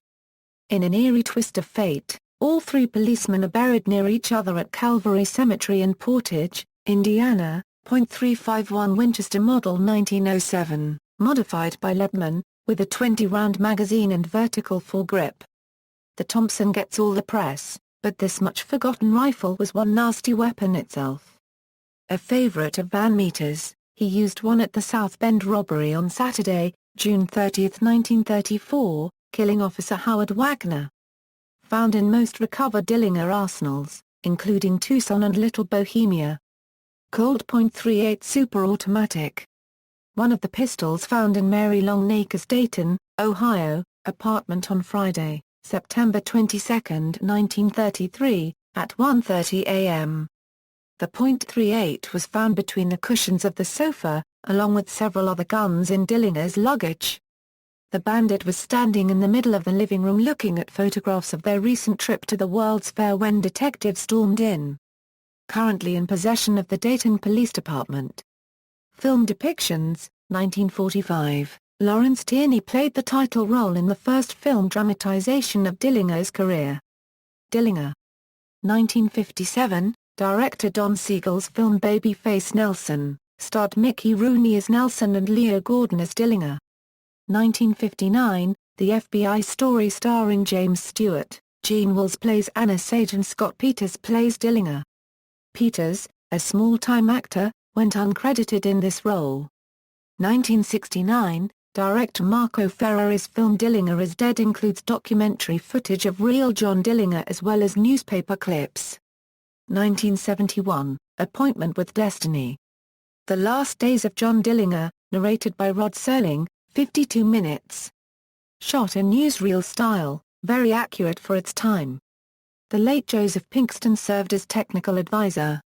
Pinkston himself makes an uncredited cameo in the Biograph sequence, playing an agent. 1973, Dillinger, directed and written by John Milius with Warren Oates in the title role, presents the gang in a much more sympathetic light, in keeping with the anti-hero theme popular in films after Bonnie and Clyde. 1979, Louis Teague directed the film The Lady in Red, starring Pamela Sue Martin as the eponymous lady in the red dress. However, in this film, it is Dillinger's girlfriend Polly in red, not the Romanian informant Anna Sage. Sage tricks Polly into wearing red so that FBI agents can identify Dillinger as he emerges from the cinema. 1991, a TV film Dillinger, starring Mark Harmon. 1995, Roger Corman produced the film Dillinger and Capone, featuring Martin Sheen as Dillinger and F. Murray Abraham as Al Capone. Dillinger survives the theater stakeout when the FBI mistakenly guns down his brother and is then blackmailed by Capone into retrieving $15 million from his secret vault. 2004, Tear Gas and Tommy Guns. Dillinger robs the First National Bank, DVD, Mason City Public Library, 38 minutes.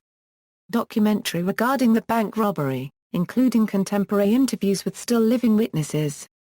Also contains the H.C. Kunkelman film in its entirety.